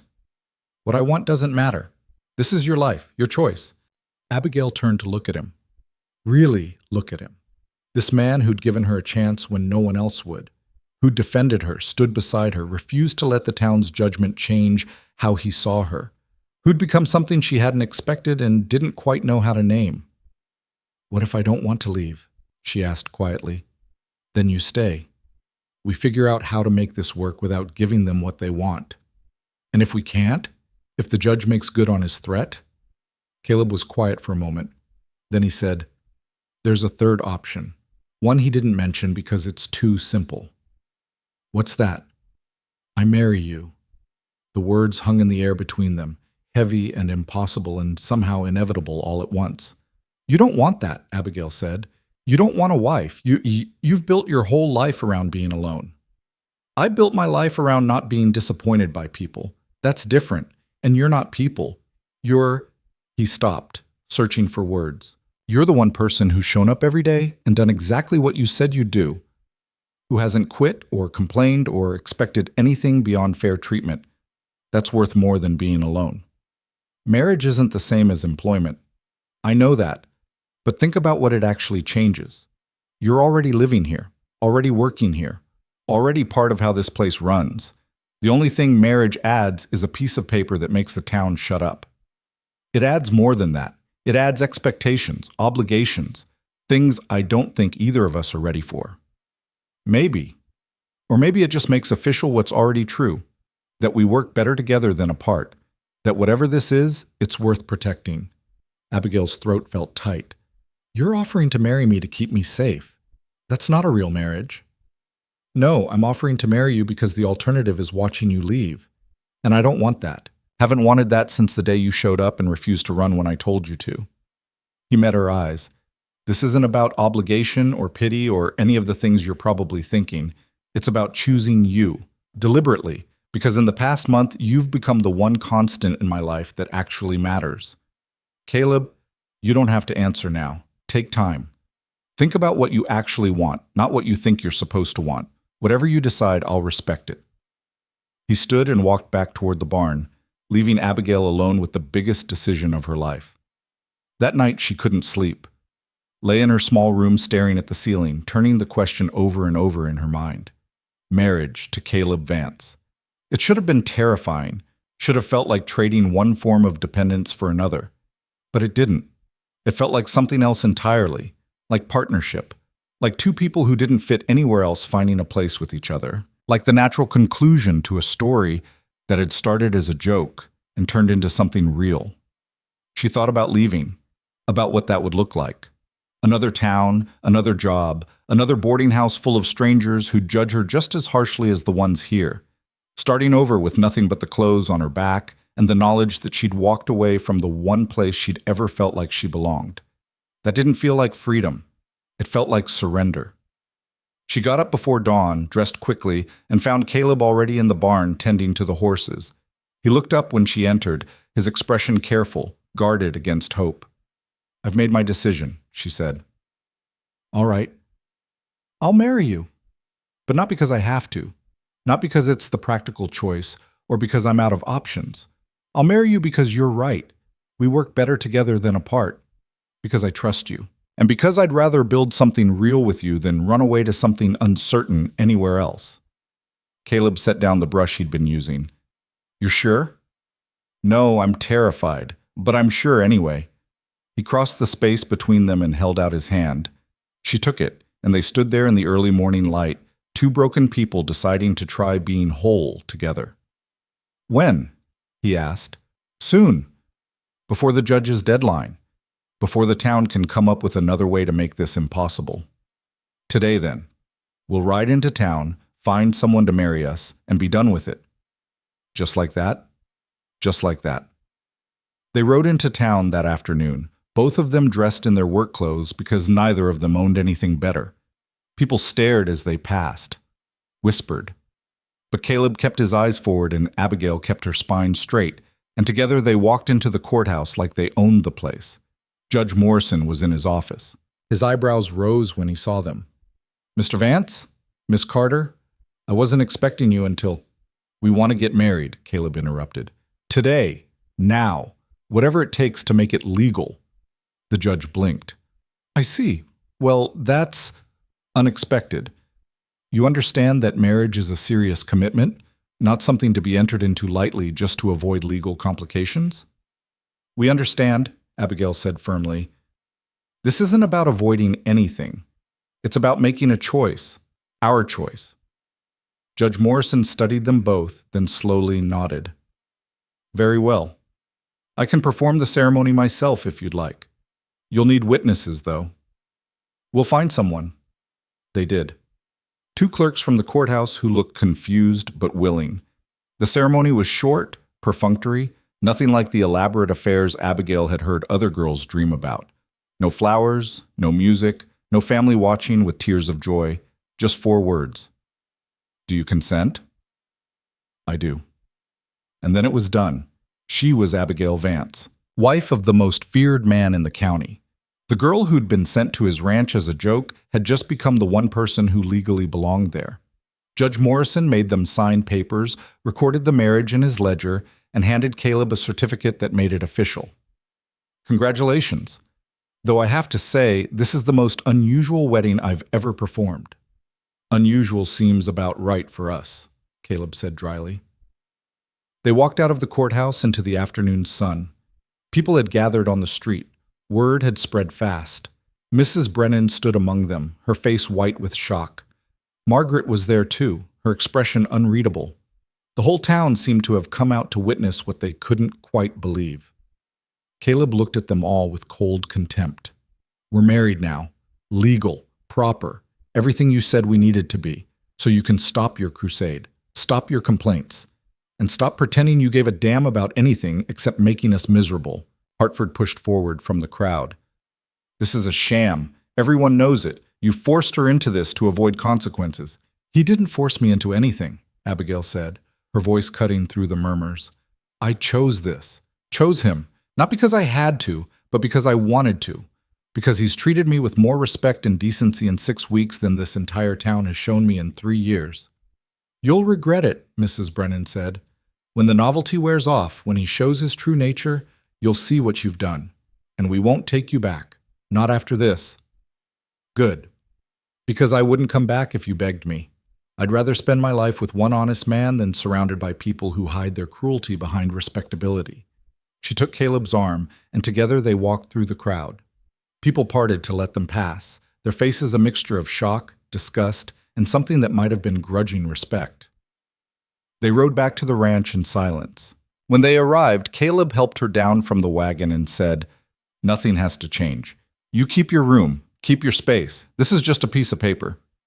"Is that what you want? For nothing to change?" He looked at her, really looked at her, and something in his expression shifted. "No, but I don't want you to feel obligated to anything beyond what we agreed to." Abigail stepped closer. "What if I want things to change? What if I want this to be real?" "Is that what you want?" "I don't know yet, but I'd like the chance to find out, without expectations, without pressure.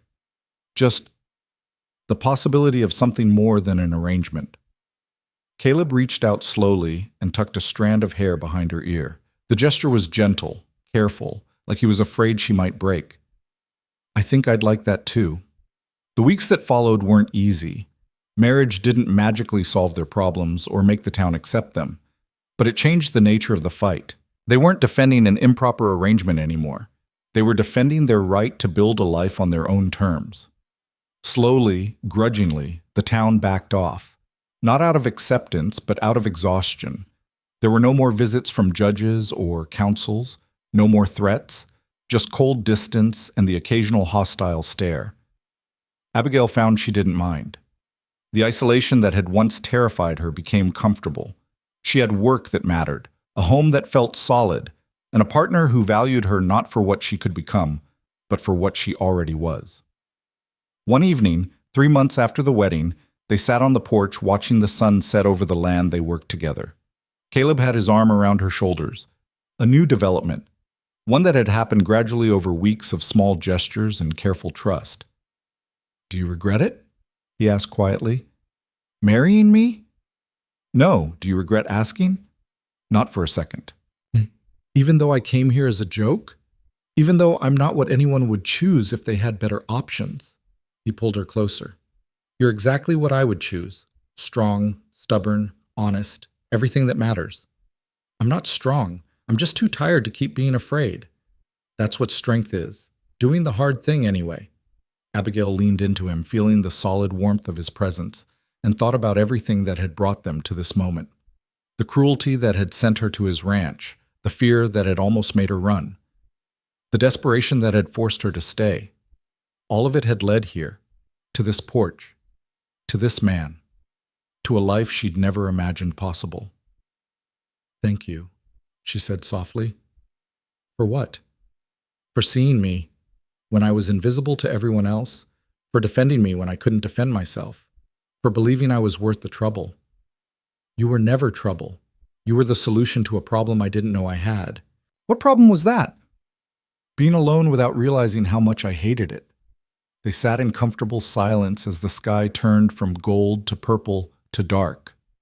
Inside, the house waited, warm and lived in, no longer a monument to isolation, but a home they'd built together through work and stubbornness, and a refusal to let other people's expectations define them.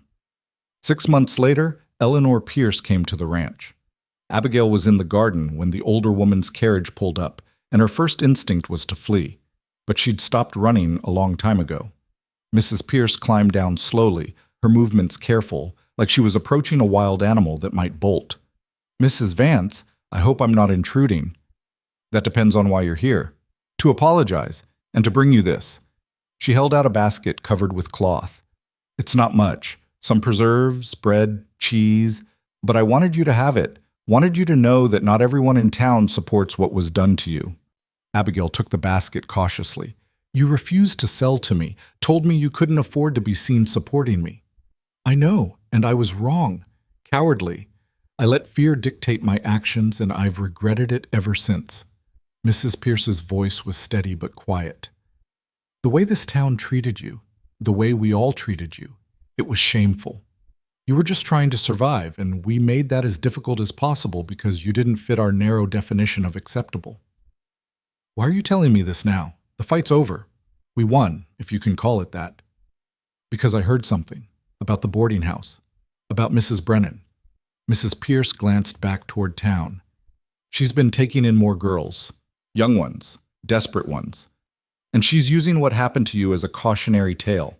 Telling them that if they step out of line, if they try to find their own way, they'll end up like you, married to the town outcast, cut off from decent society." Abigail felt anger flash through her. "That's what she thinks happened? That I'm some kind of warning?" "Yes, but some of those girls, they're not hearing the warning she thinks she's giving. They're hearing about a woman who stood up to the entire town and won, who chose her own path and made it work. You're becoming something Mrs. Brennan never intended, an inspiration." "I'm not inspiring, I'm just stubborn." "Sometimes that's the same thing." Mrs. Pierce smiled slightly. "I wanted you to know that what you did mattered, not just for you, but for other girls who thought they had no choice but to accept whatever scraps of life they were given." After Mrs. Pierce left, Abigail sat in the garden for a long time, thinking about the girls at the boarding house, about the ones who would come after, about whether her story would help them or hurt them. That night she told Caleb about the visit. "Does it bother you?" he asked. "Being used as an example?" "I don't know. Part of me wants to tell them the truth, that this life is hard, that choosing yourself comes with costs, that marriage to escape judgment isn't the same as marriage for love. And the other part? The other part wants them to know that it's possible, that you don't have to accept the life other people plan for you, that being uncomfortable is better than being invisible." Caleb was quiet for a moment, then said, "You know what I think the real difference is between us now and us 6 months ago?" "What?"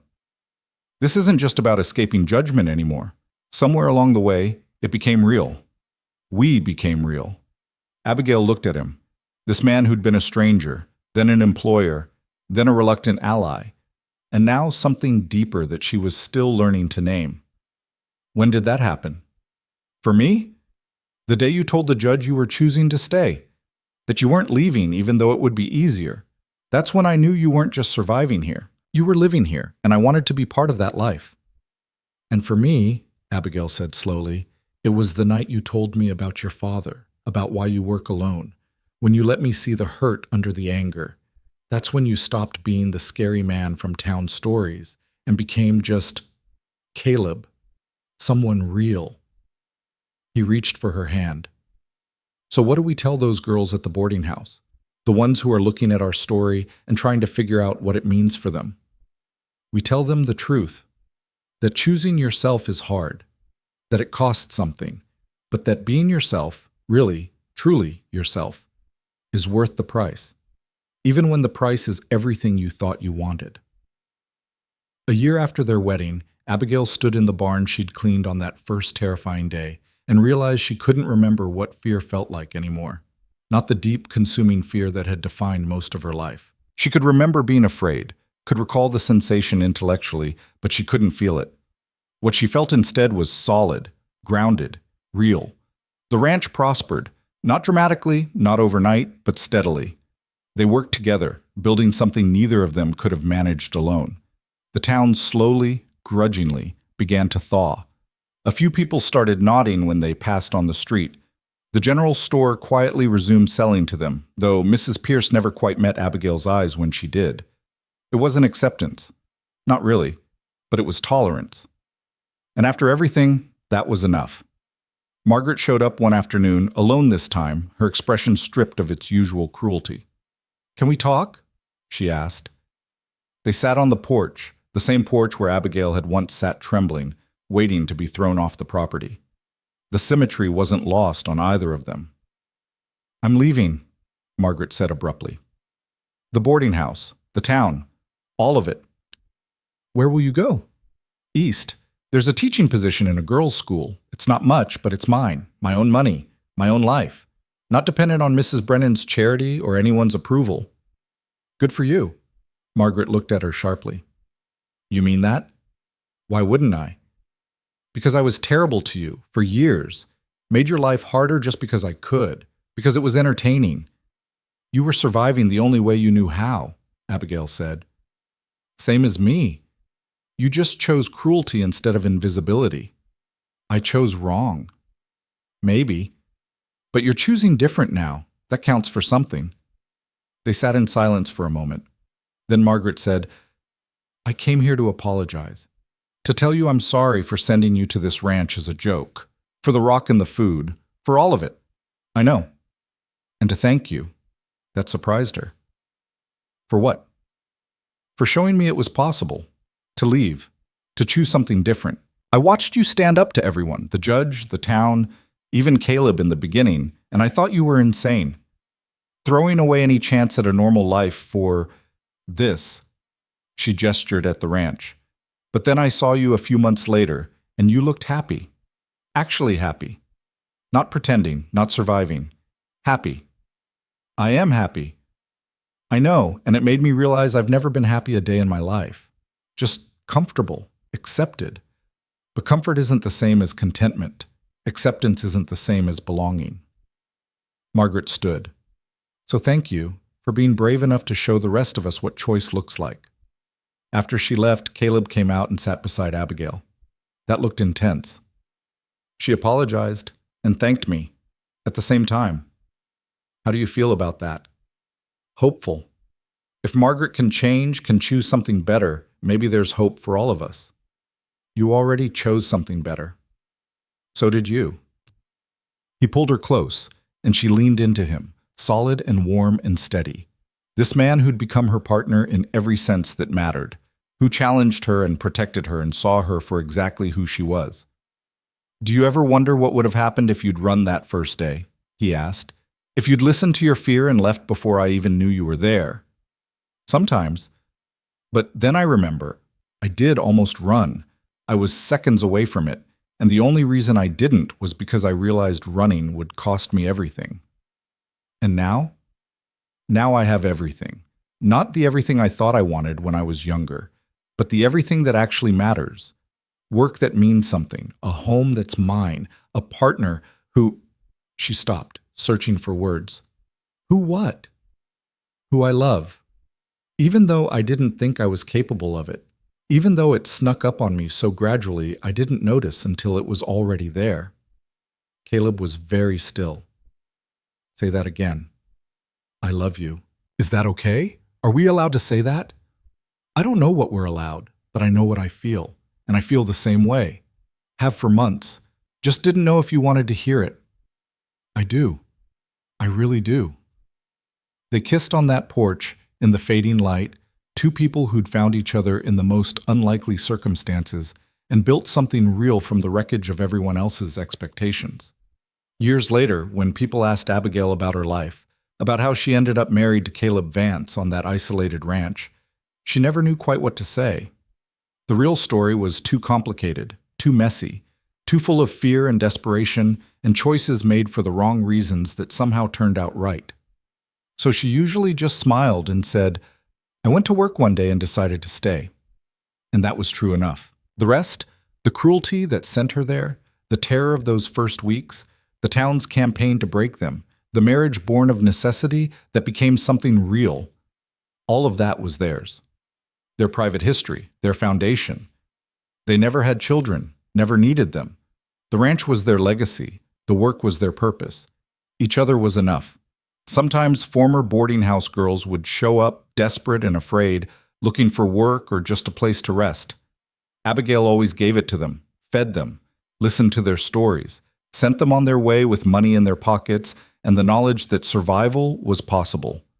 That choosing yourself, even when everyone said you were making a mistake, wasn't the end of the world. It was the beginning. The town eventually forgot why it had been angry, forgot the scandal, forgot everything except that Caleb and Abigail Vance ran a good ranch, paid their debts, and kept to themselves. They became part of the landscape, expected, normal, which would have been funny if it wasn't so perfect. And on quiet evenings, when the work was done and the sun painted the sky in colors too beautiful to name, Abigail would sit on that porch with Caleb and think about the girl she used to be, the one who'd been sent to this ranch as entertainment, the one everyone expected to fail. That girl was gone, had been gone for years. In her place was a woman who knew her worth, who'd fought for her right to exist on her own terms, who'd turned a joke into a life worth living. She'd become the one person no one could break, not because she was strong in the way people usually meant it, but because she'd learned that breaking and rebuilding were part of the same process, that scars were just proof you'd survived, that the opposite of fear wasn't courage, it was choice. And she'd chosen well.